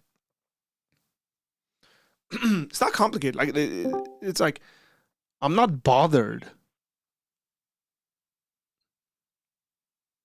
that there's claims that religious people make that are false or to be shown to be false. Because I think there's claims that scientists make. I think they mess with data. I think they do lots of. There's funding that comes in that forces them to tinker and move stuff around, to for them to get whatever it is that they're looking for. The fact that What we can things do you sit there think and say, scientists lie? so here's a question: can science study the fact that it can't? Sorry, the question is: can science, using the scientific method, study the fact that when a scientist messes around with his findings, that's a wrong thing to do? I think that's beyond the scope of science.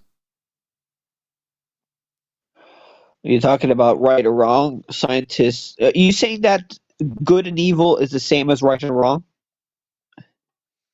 It's not the That's same, another but they're question they're I have. connected. Yeah. Yeah, I was thinking to myself this question: is right and wrong the same as good and evil?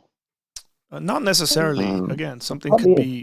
be right, but not necessarily a moral category.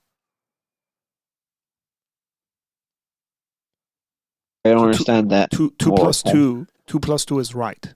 Sorry, 2 + 2 = 4 is right. But that's not a moral category. Okay. That's not good or evil. It's just a right wrong thing. Whether I properly communicate that truth whenever I discover that, whether I properly communicate it to other people, or I should or I shouldn't, becomes a good or evil thing, not necessarily a right or wrong thing. So they're definitely interconnected, but they're not the same. Okay, interesting. I thought there was going to be someone else coming in Yeah, I don't the know. call. Yeah, people have jumped in and out. I don't know who this person is. I think I'm tired of this Saturnine person. I'm just gonna block them.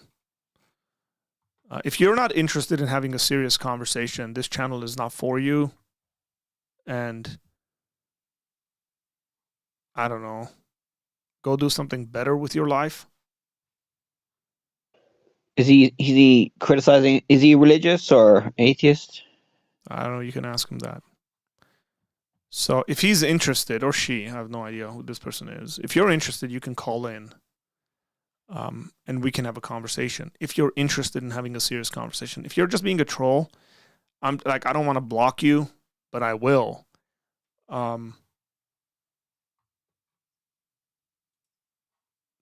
Yeah, there we are. What do you say? I can't read the chat here, so something bad, I guess.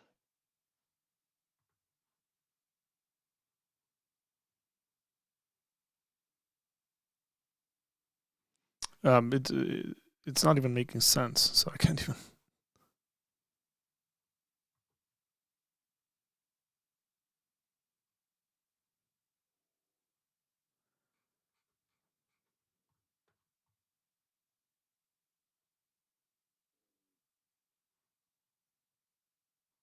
Just got into church and wow.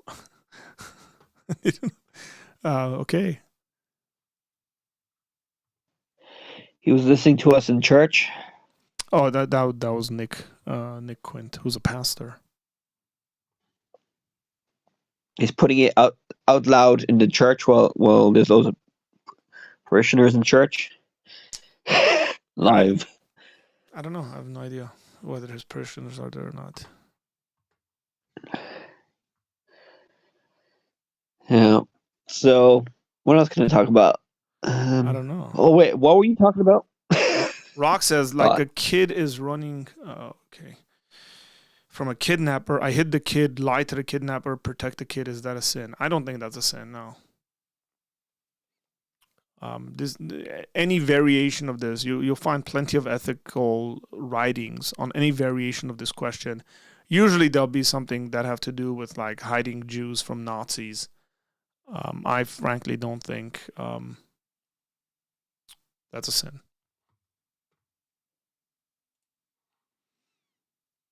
Blaster Master says, my wife is finishing up her PhD and it's been stressful to say the least. She has to defend it on Friday. Well, I hope that she's prepared and she does a good job and passes it. I'm very sure there'll be great joy and jubilation in your house when she does pass it.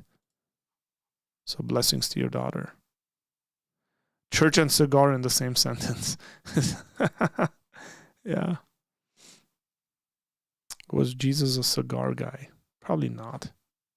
Cigars didn't exist back then, Paul. There could have been marijuana though in Jesus' time. Man, stop listening to Joe Rogan, dude. Or magic mushrooms. His visions, you know what I mean? Oh man. Have you heard the story where the burning bush was like mushrooms or something? Yeah, I've heard it. Or something, yeah. I mean, I wouldn't be surprised. I mean, humans invent stuff. We've got good imagination, you know? Yeah. And we like to tell stories. Sure. Again, any one of those, what's the word? Any one of those situations, right? Like, it could have been this and it could have been that. Doesn't in any way necessarily make me think that it was that. It could be a lot of stuff. Hi, Khachik Demirchian. I'm sorry for your loss. To United, man? Seriously. Come on. Is that why you're cranky? No. Because you lost. Yeah. Well, my team won. Liverpool His team lost. He's a Chelsea fan, so his team lost. We're sitting comfortably in second place. I'm good. Nice. So let's say hypothetically religion was false, right? And everybody was atheist. What do you think would be the downside to everybody being atheist? What do you think would happen if everybody was atheist? What would I think would happen if everybody was an atheist?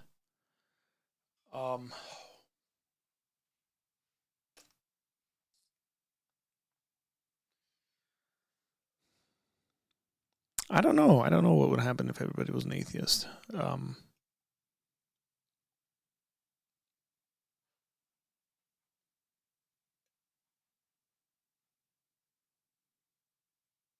Do you think? Do you think humans would still be around? Like we wouldn't kill each other or kill ourselves more? Um, I mean, I guess we the might. Chinese are I'm not atheists. sure. So We fact. might. I mean, I mean, the morals would be all over the place. I guess, which is already is anyway in this planet. But do you think it'll be worse? is it? Is it? Morally? Is morals like everywhere? Yeah, there's different religions. There's different beliefs, stuff like that.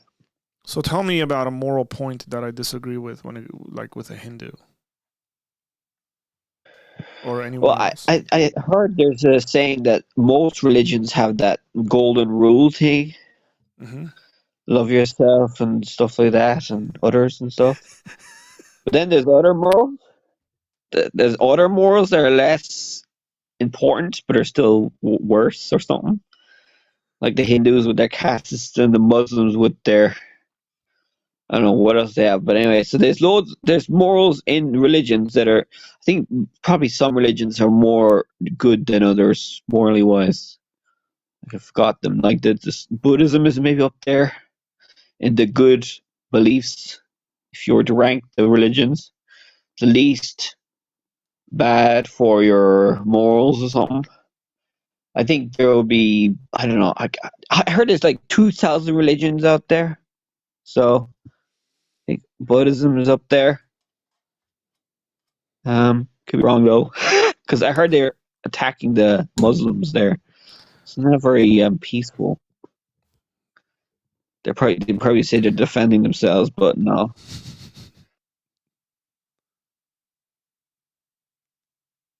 But you never answered my question. Which You was didn't what? want to answer my question. What would happen if the world was all atheist? Yeah, I did. I said I don't know. Yeah, but that's what I would say. I don't know if there's God. But those two questions aren't the same sort of questions. I mean, one of them is I have you. We can't even point to a society where a majority of its people have been atheist. A majority Well, I of the think world Asia- aren't atheists. People aren't even naturally atheistic.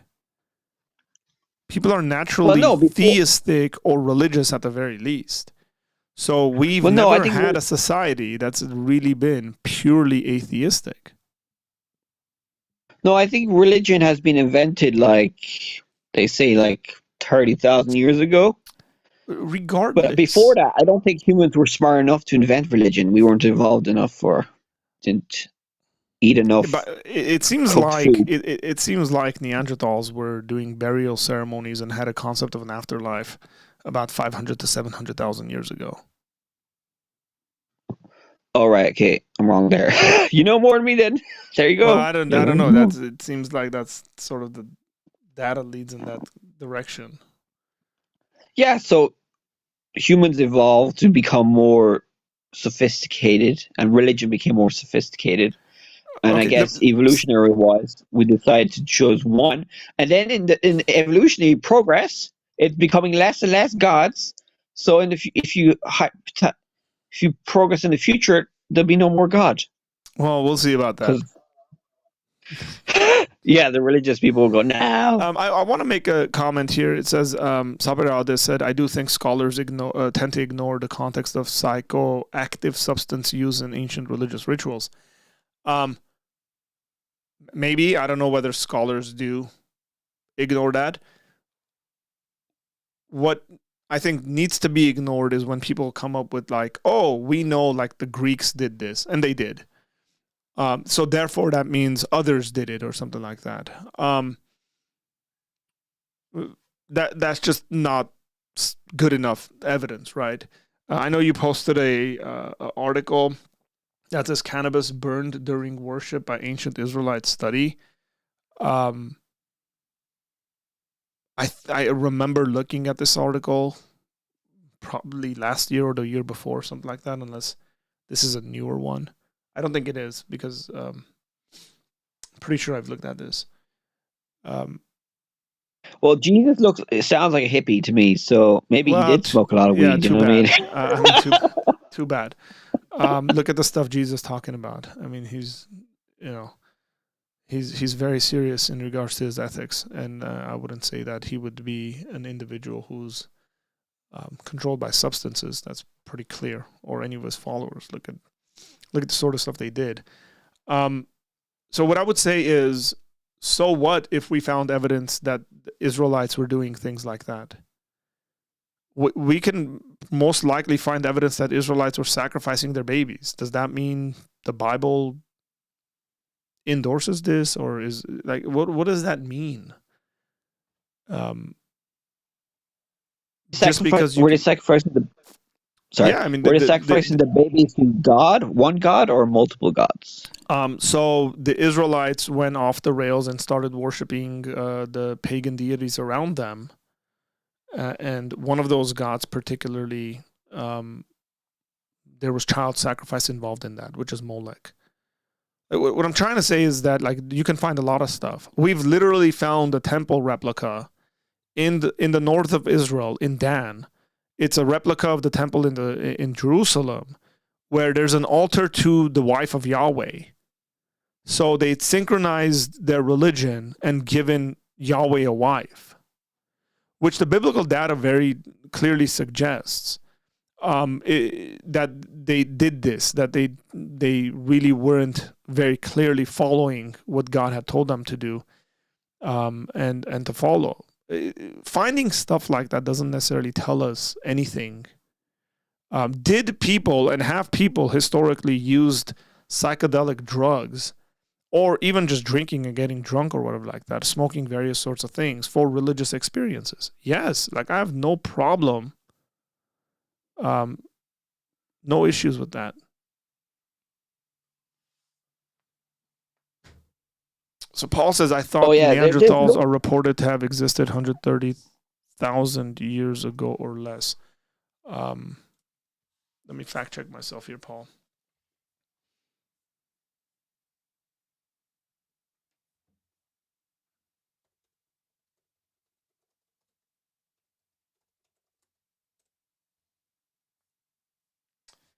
The earliest known examples, I just Googled this and immediately came up, Natural History Museum. The earliest known examples of Neanderthal fossils are around 430,000 years old.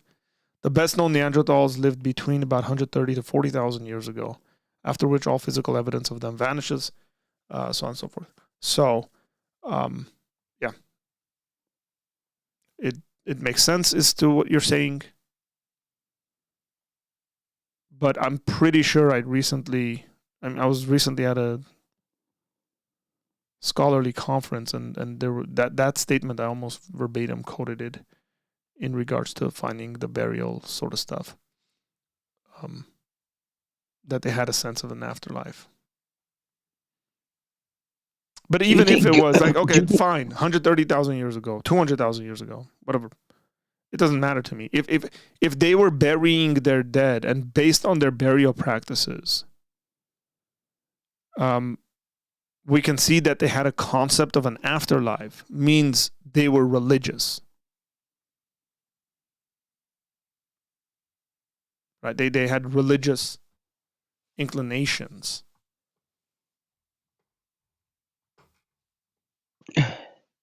No, I think it's just humans using their imaginations because they're bored, like didn't have internet.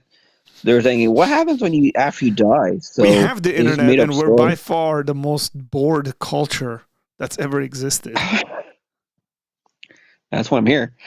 There you go. Thanks for proving my point. Yeah, I mean, I think religion is just humans doing things, but I think a lot of it is woo-woo.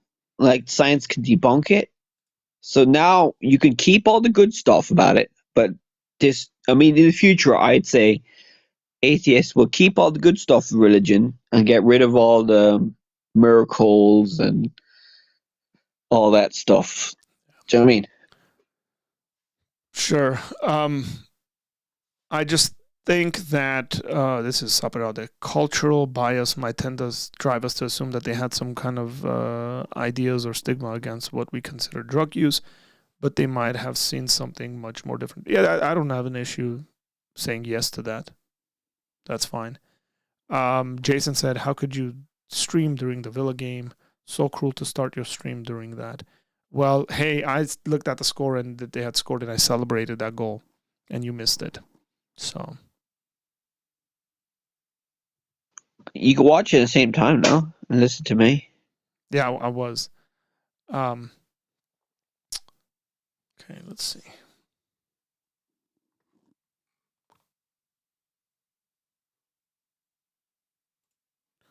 Nice to see you obeying the science. Okay. Is that Sean JR here? talking? JR is always here. Jason said, "Is that Sean talking?" I mean, if you can't tell Sean's accent by now and his voice, then you're missing something in life.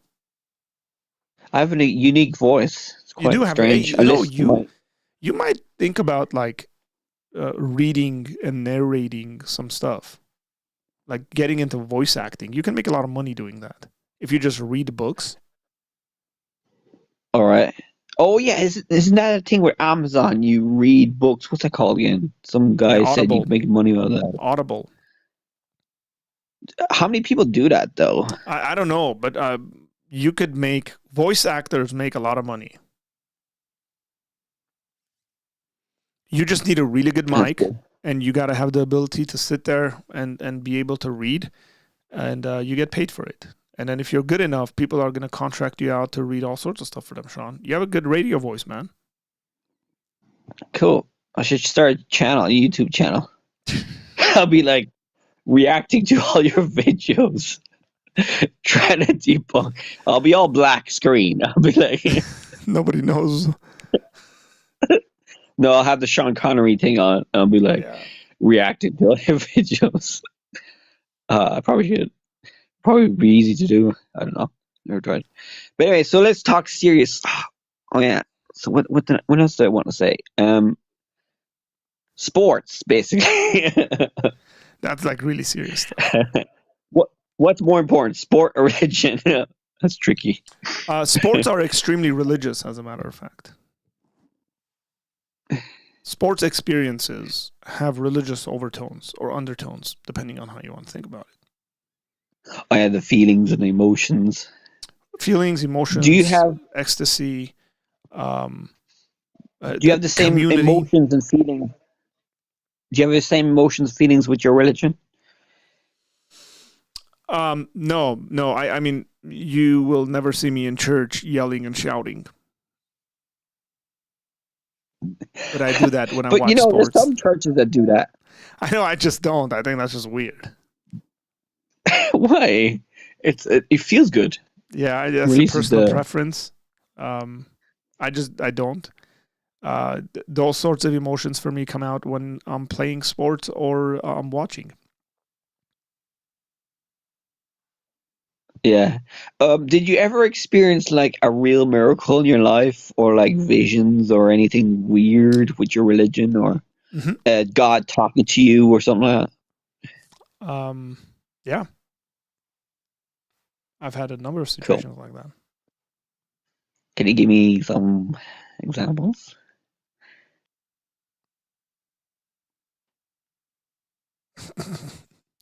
Jason said it's very religious. During the Villa game, the commentator said when Villa scored that the Holty End fans were as close as it comes to being in heaven. Pretty intense. An atheist friend of mine from Wisconsin said that going to Lambeau, I'm assuming that's a stadium, was the closest thing he had to a religious experience. I don't buy that. Sorry, I don't deny that. So you want to know a religious experience that I've had? Or like a miracle that you think is a supernatural thing? I'm very careful as to what I call a miracle or not. I don't think all supernatural experiences are miracles.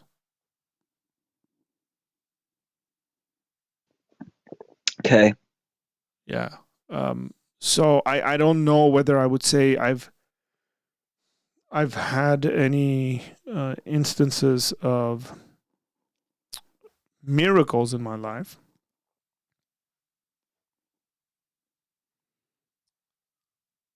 It's pronounced Holt, not Holty. Whatever, bro.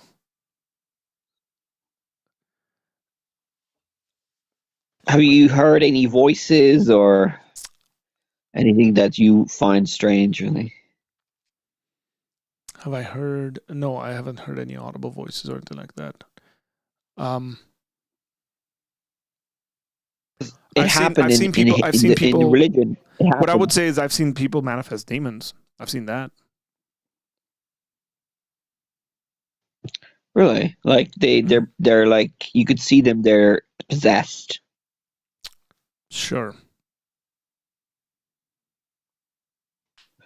You know, deep inside me, I'm laughing, but I have to control myself. That's fine. You can laugh. So no, but if if I were to really, I would be mocking that. That'll be cancelled. But anyway, so so how do you mean? What would they? What would they acting like? Well, it's been different in different situations. Tom says, "What's the call-in link?" It's pinned. Tom, it is pinned. It should be pinned. I'm pretty sure I pinned it. It depends. No, I don't. I've seen people shout and yell and kind of really lose their control and cool. It is, guys. Please, someone tell me if it's. Oh, it's not pinned. It's not. I thought I pinned it.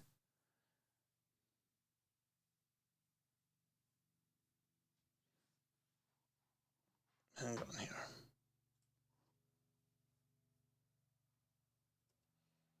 I shall pin it now. It's a miracle. Don't be facetious.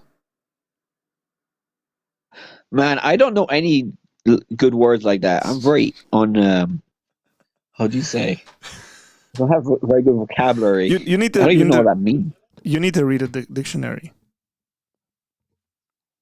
Or a thesaurus. No. No, just the dictionary would be fine. Wait, did you actually read a real dictionary, like I have fully not. or something? I have not. I think just reading in general will improve your vocabulary. And I don't have a very large, like complicated, robust vocabulary. I wouldn't say. Some people are just really, really good at that. They have a phenomenal. Like Russell Brand. Russell Brand. Russell Brand does Russell Brand have a good vocabulary? Hey, I Mr. use Tom, loads how are of you words doing? that are. Hey. Hello. Nice hair, bro. Can you hear me? Yes. I'm driving. I probably shouldn't be on my camera. Well, your connection is also pretty bad. Really? Mm.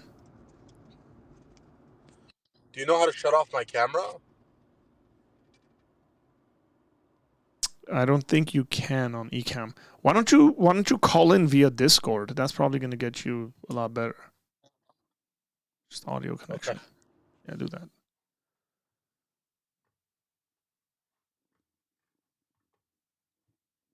Yeah, so you've seen people being possessed by demons. That's pretty cool. Was it in church? Yeah.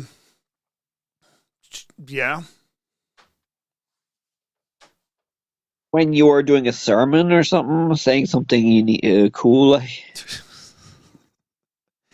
No. like profound? No, I can't say that. I sort of wouldn't like to kind of rehash the entire thing, but I mean, you asked me whether I had situations of that sort, and I said, well, yeah, here's one. Was it public or was it private or something? By public, you mean what?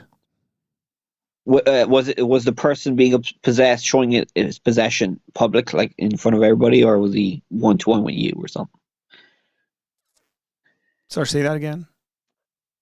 Was he showing his possession publicly with loads of other people, or was it only one-to-one with you? There were some other people, correct? Yeah.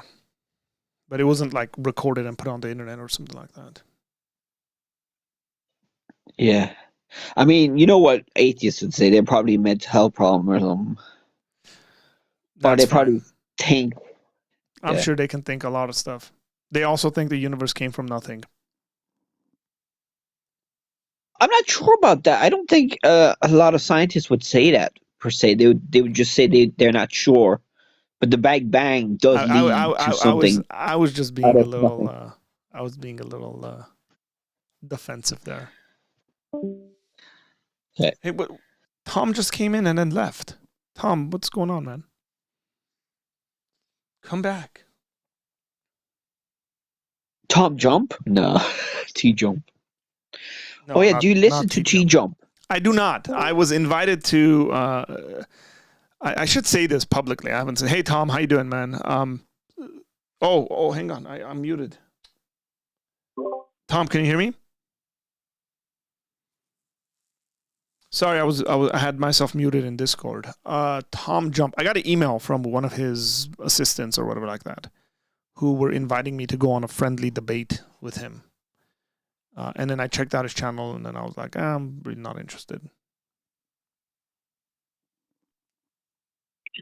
No, because I follow What's his up, channel. guys? He does talk to a lot of intellectuals that talk about religion, and he tries to debunk them.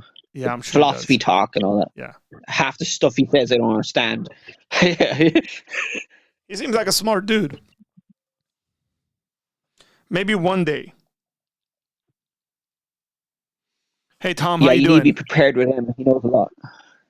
Hey, can you hear me? Yeah. Hey, the comment section has some, I guess, accusations or comments about you. I'm not free to speak about any kind of accusations, especially regarding any specific person. Okay. Yes. All I can say is I have a lot of people that look like. There's a lot of people that look like you. There's a lot of people that look like me, but that's it. There's just one of me. Okay. I just, people say because you don't want to get mixed up with various kind of weird people. Wait, who am I getting mixed up with though? Somebody said, you know what's weird? I've never seen Tom and Pisabi in the same room together. Okay. I hope I'm not getting mixed up with Jerome. I doubt that. Okay. Good. Hey, I had a question. Sean, is your name Sean again? Sorry, man. I'm on my phone here. I'm not Yes, really. yes. I had a question for Yes. you. You mentioned, and I'm picking up my kids, so I'm all over the place right now. You mentioned that that you think in the future, like atheists are gonna do away with a lot of the weird stuff in religion and keep some of the good. I'm just wondering why you think the future is going to be more atheistic. I could be wrong, but in the Western world, it seems that way. But I'm just guessing.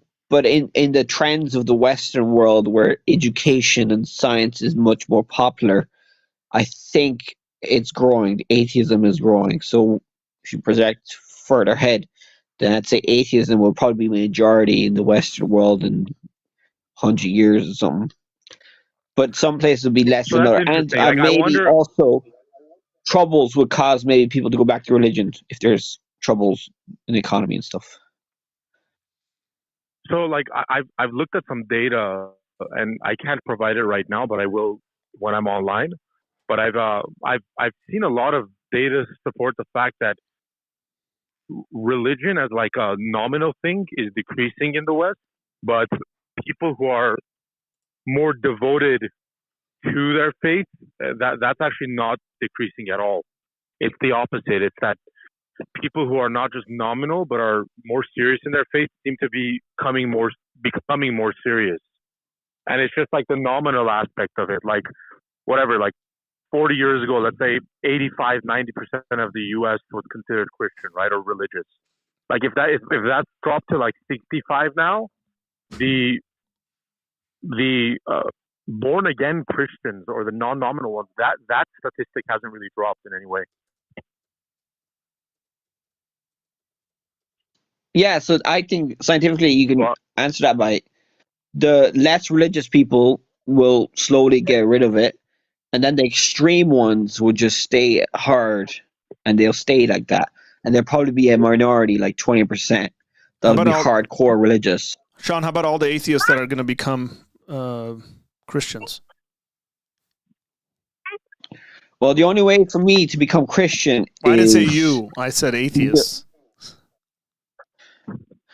okay. I think a majority of atheists are kind of like me, and they'll need really good evidence for it, like, do you know what I mean? Like a miracle or something. so I have a question. So if let's say more nominal religious people become atheists in the future, let's say statistically more of them become atheists, but then less atheists are becoming actual religious people, wouldn't that make the world actually more religious in the correct sense? Like not in a nominal Uh, sense, not like, oh, I just like I'm nominally a Christian or nominally a Muslim because I'm born here, but let's say more atheists are becoming actually devoted to a religion, and then all of the nominal religious people are becoming atheists. Would the world be more or less religious? That's a good question. well, in your point of view, they'll be more religious because the hardcore ones will be praying more and be more likely to go to heaven in God's view. But in our atheist, scientific, rational world, there'll be less. In my view, there'll be less. But the problem with our atheists is that we will be afraid of the extreme religious people more because you know what they say: 3% of any population could change the world. Revolutions have happened with only Yeah. 3% population. So the atheists will be more worried because the Christians, the religious people will be more radical and they could change things more. From now, the religious people are not as radical. Well, they probably are, but it's probably not. And I think radical things happen in the world when there's trouble. So now there's more trouble politically and economically. It causes more extremes to happen. So there's the extreme left and extreme right, and that could be the same for religion. So when there's more troubles, there's people that become more religious, and people get less religious. Kind of, I could be wrong, but that's Can you, one theory I have. can you define what you mean by radical when it comes to like not politically, when it comes to religion? Like what do you mean by radical? Like they're just adhering to what they believe, or you think it's going to be like they're going to add stuff onto their religion and become more radical?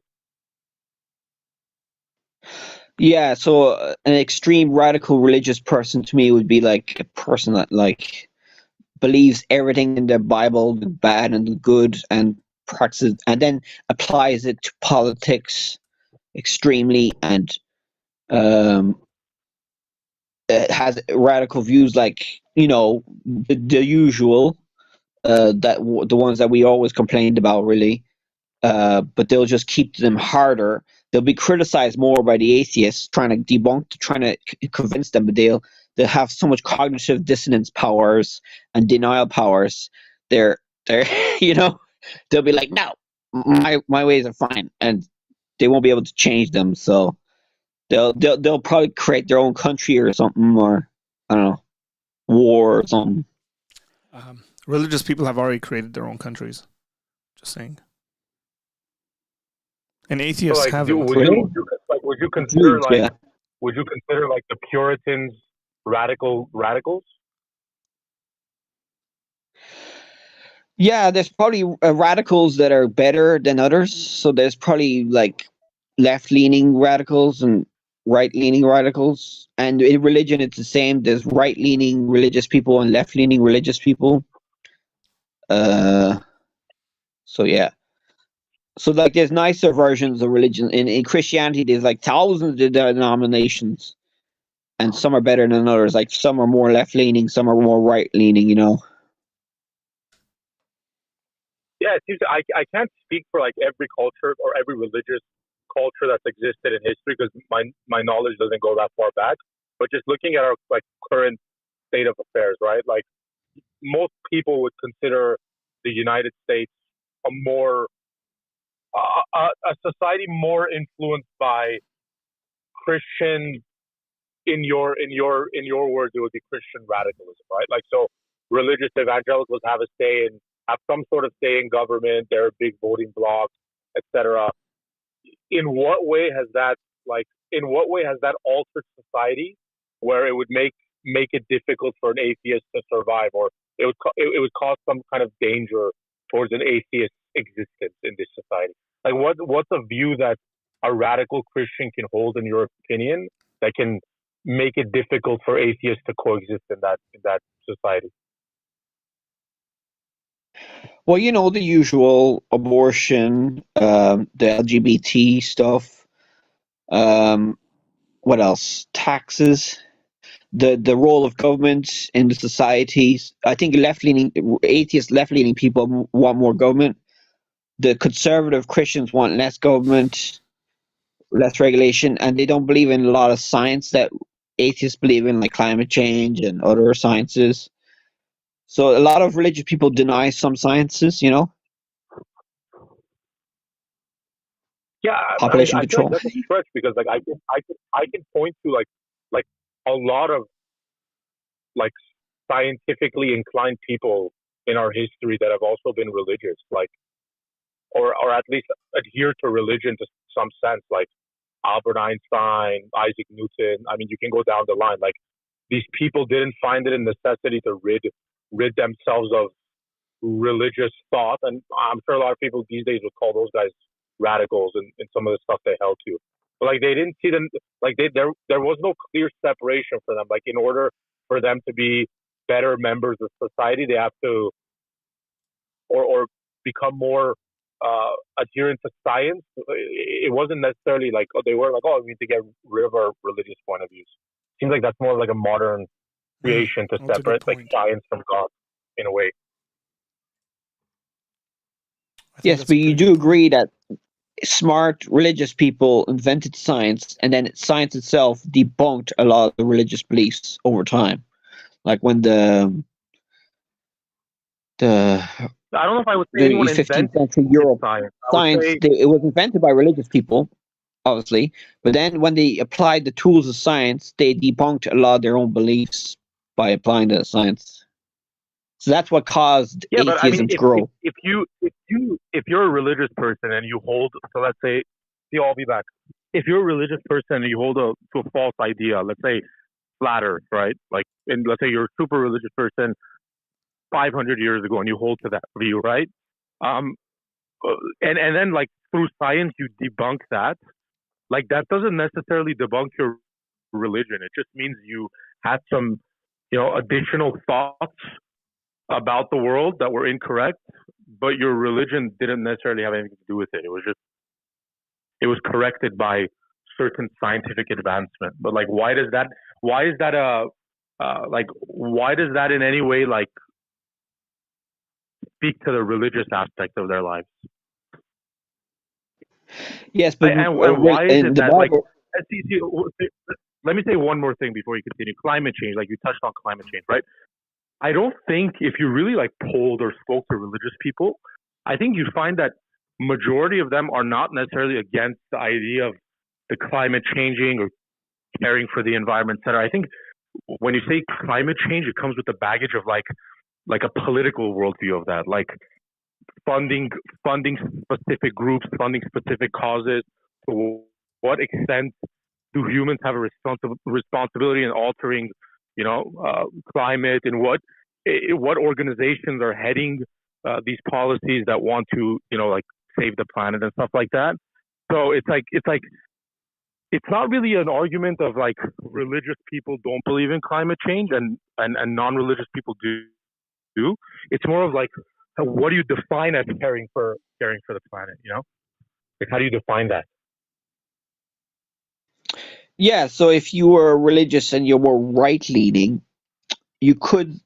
I could convince you to believe in climate change and the solutions to it in a more right leaning way. I could do that too. You could solve climate change Yeah, in a right-leaning way and a left-leaning way. And I think the majority of people who believe in climate change solutions want it to be done in a socialistic, left-leaning way, government involvement. And religious people are usually more right-leaning, and they fear government because usually governments are more, there yeah. wasn't a great history with governments. Tyrannical? Not well. I'd say, yeah, obviously, okay. When we're talking about politics now, but anyway. So I was going to debunk your. Yeah. So basically, the Bible mentions about flat Earth. Like Don't go there, it Sean. alludes to it. Sean, don't go there. No, no.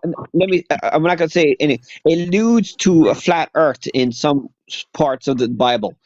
So when the people said it was wrong, that led to more doubt. Because if you take the Bible literally, then you could also use a scientific method that found out that the Earth was not flat, and apply it to other things in the Bible, like the miracles, the flood, other things in the Bible that could be debunked using the scientific method. You understand? Yeah, I don't know. Arthur's better speaking to this stuff, but I think you're applying like science to the Bible where the Bible doesn't apply these things like scientifically. Like there's a lot of things that like you could use, oh, like God stretched the heavens and stuff like that, and then you could say, oh, like, well, how is that possible? Like, I'm not necessarily going to go there, but I just don't. I think you're reading science into the Bible. I don't think that's what the Bible is trying to give out in those places that you're talking about. But you can respond to that. But I had another question for you. So like, it seems like all the things you're worried about that radical religion can bring. If I moved like let's say if I moved the worship of Jesus or Muhammad as a problem, if I move that stuff out of the equation, and I just said we want to not kill children in the womb because we want the earth to multiply with people, and then if I said we don't want homosexuality to be a thing to be praised because we want the family unit to continue and for people to have more children and for there to be you know you know people advancing our society, etc., or any of these like religious ethics, and I removed religion from it. Like, why is that a radical thing? Why is it bad if you want to save more children? Why is it bad if you want to, keep the family unit that's sort of been the case for society since its inception? Like, why are these bad things? Or why are these radical things? Because it implies that homosexuals are bad, but then the atheists would say it's nature, it's part of nature, so there'll always be homosexual LGBTs.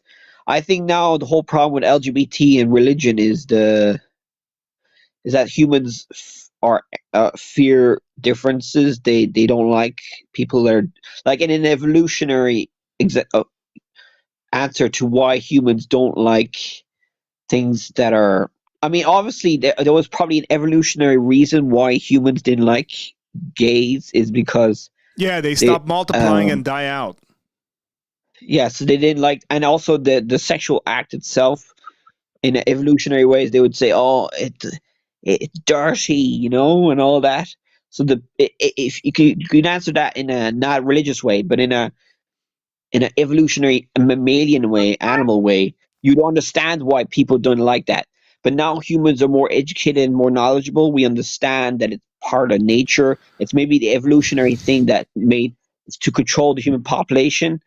And the reason why humans now care about overpopulation is because of resource depletion and environmental destruction. It's not because we hate humans. There's other reasons why we support um, contraception and stuff like that. It's Well, abortion is more controversial, but I would agree with contraception, like condoms, and the Catholic Church don't, which is very controversial. So that's another reason why I disagree with them. Yeah, but see, like So there you go. my man, there seems to be a lot of hypocrisy on all these issues, right? Like for example, you point to science when it comes to population growth, right? Let's say one of those that's one of the issues. But then really, really, really smart people like Elon Musk, who's created so many technological advances in our society, Who's no Christian? is completely who's not a Christian, completely stands against that. It says humanity will cease to exist if we don't have more population. Like that's just one example of some guy that's not necessarily a Christian or a very religious person, like pointing that out. And then the other hypocritical part of it is, it seems like the left, or I would say, I can even say the atheistic left, seems to like really care about these like human rights issues, right? Like human rights all over the world, women's rights, all these kind of things. But it's only when it like fits a certain narrative. Like, why can't I make the argument that killing babies in the womb is not only a human rights violation ethically, but it's a human rights violation scientifically? If that person in the womb is of a human like essence, why can't it be that that's a human rights issue? You know what I'm saying? Why can't it be that, let's say, drilling less oil in order to fill the pockets of left-wing environmentalists is destroying people's lives who need fuel to survive, who need food that's created by that fuel, is depleting them of jobs and the resources that they can use. Like how far can you go with that? You know what I mean? It seems like, or how about like human rights violators? Like, for example, a lot of the left, and this is sort of going too much political, but a lot of the left, atheistic left, supports like anti-Islamophobia, right? Like they're like, we should, like wipe out Islamophobia, wipe these kind of stuff out. But then like they also support like societies, or don't speak against societies that are like actually like controlling women and forcing them to adhere to these religious standards. Like Iran was a perfect example of that. Like you didn't see a left-wing uprising, to you support the women of Iran. Like there's a lot of hypocrisy. And I just wonder, why does the atheistic left feel like they have the right to like own these issues? Like an atheist doesn't own the issue of the well-being of the earth. Like as a Christian, if anything, I feel like as a Christian, I have more of a reverence towards creation and the health of God's earth or whatever. Like to like make blank statements like that, like the future with a more religious society would not care for the earth, would not care for the human rights of, like, it just seems like a big stretch, considering the fact that if we consider America as being sort of a Christian nation, or at least found on Christian principles in a sense, it's probably the safest place right now for homosexuals to exist, for other religions to exist, for, like a lot of the, funding for the world, a lot of the, hunger associations that are created to help the world. Like, it seems like these are coming out of a more religious society. So it feels like robbery when like an atheist goes like, these are our issues and Christians are against these issues, or religious people are against these issues. Oh, yeah, I agree. Religion influenced the American society a lot, the good parts, but I just disagree with the bad parts. So I can keep all the good stuff that religion gave to us, but we can also evolve and change. That's what people want to do, That's what progress is all about, and moral progress is one of them. And but it the doesn't seem social like. stuff. I mean, So Tom, can't it be, why can't it be religion? Why can't it be religious? Like, why can't it be religion changed society for the good, and then if it did any bad, it went against its pure belief or fundamentals of its faith, right? Like, let's say religion, when the revolutionaries, right, when the Puritans have left England to come here to remove themselves from like a king that was enforcing a specific religion on them, right? So they came here, they brought about change, right? And then they changed the society. And then in that, down the line, they were okaying slavery, right? And then for you to say, oh, hey, look, religion did good things. It created a free society, created a good country. But then because it did this bad thing, I'm throwing away good parts of the religion, and I'm keeping good parts of the religion. I'm throwing away bad things. Where my response would be, no, the good parts are the actual religion, and the bad parts are how humans have decided to alter things in the text for their perverted reasons. because they're humans, they're faulty people. You get what I'm saying? No, I still think there's texts in the Bible that are hard to change, that are hard to walk around in. I mean, if the Bible is all Word of God, there's things in the Bible that are quite controversial, and if you really want to follow all the Bible, you will not be able to progress like in a left-leaning liberal way. You'll Why are you always have to be assuming that that's kind of progress, Sean? I think it's regress. I think what the left is doing is regress. They're not progressing. Look at the stuff that they want to push on society. Like, so we all realize, like, speaking from purely like procreation perspective and human beings kind of being around, considering all even the LGBTQ kind of stuff, if we want to look at it like mechanically, it's regressive. They're essentially pushing a point where we're not going to be procreating and we're going to die out. How many percent of the population, and I don't know, I'm just throwing an idea out there, how many percent of the population actually has to be LGBTQ where they don't actually procreate for humanity to stop existing? Like, Well, that's a regressive idea. There's nothing progressive about that. Hypothetically, the whole 100% of the human race could be LGBT and still procreate, reproduce. It could still be done. Well, yes, but they wouldn't want to. No, there's a lot of LGBT that have children nowadays, lesbians, gays, and all that. And they're naturally having them? Two gay guys are getting together and having babies together? I mean, in the scientific crazy world in the future, because you have to accept that in the future, changes is going to happen. I mean, conservative Christians want to keep the same all the time. Do conservative Christians want to keep You're not the answering same? my questions. Hang on. You're not answering my questions. You realize it's an impossibility for two gay guys to have kids together, or two lesbian girls to have a kid together. Well, they have ways nowadays. No, they don't. There's no insemination, way. all that. Unless someone else gets involved, there's absolutely no way for them to do that. Yes. Okay, Like so you need lesbian somebody gets the kid of a gay person. you need to go back to the way, and you can put this in two ways: either the way nature intended it, or the way God intended it. However you want to place it, you got to go back to the way that there's an intention and a design to way things are for us to actually be survive. I just don't think that's a progressive idea. I think you could technically survive in the future. Hypothetically, hypothetically, you could still survive if you're totally atheistic, no free will, survive in the future where it's all AI, cyborg, gay, all look, man, LGBT, and you can still Sean, I'm just gonna with say, like artificial wombs. Sean, I'm just gonna say that's an argument from silence, and you can't say anything back because you just have no idea. No, because the religious people would say, no, we have to keep our ways. Our ways we have to good. keep having babies. Yeah. Yeah, but I just told you could still have babies using the scientific method of artificial stuff and all that stuff. In the future, I wouldn't be surprised in the future. I'm sure if you can. No woman get pregnant. It's all artificial wombs and all that. You need to stop watching fantastical movies. But this is what science can do. Like, this could happen in the future. It could.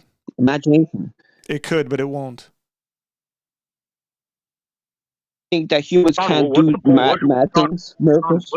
What's the point of creating additional or alternative science to just accomplish the same thing that your natural body can already do? That's already scientific, right?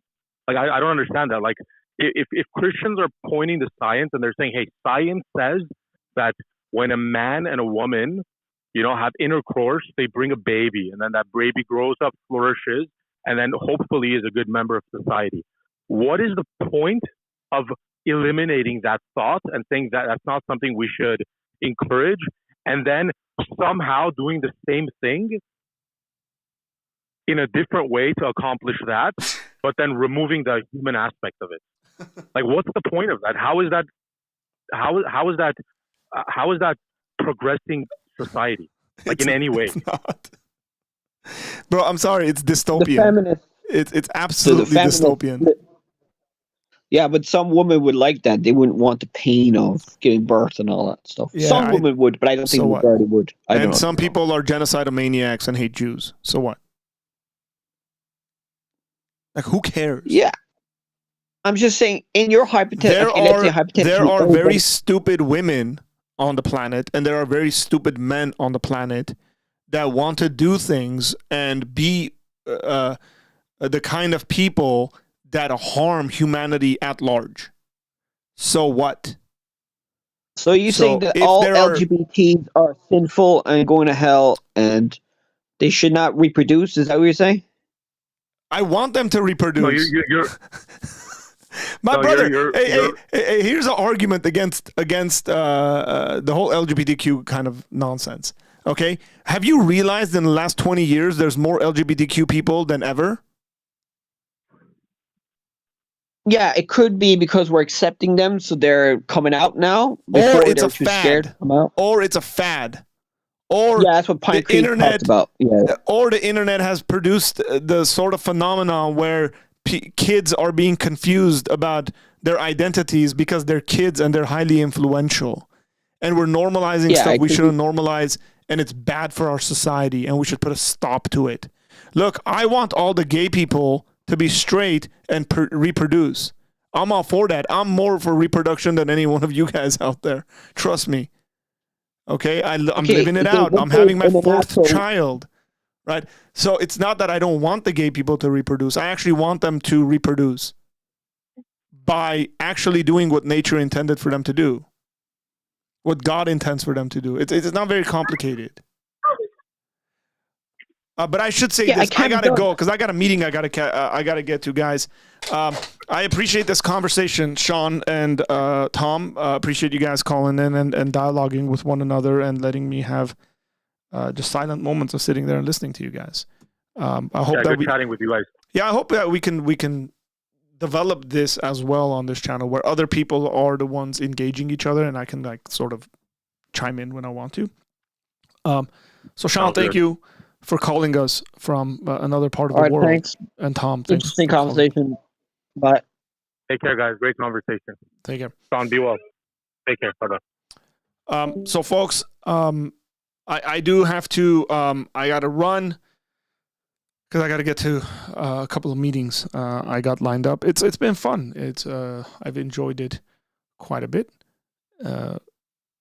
Jerome says, crazy, I have been lurking for 2 entire hours, and the only thing I've learned of value is that conversion therapy is being implied to be a live option.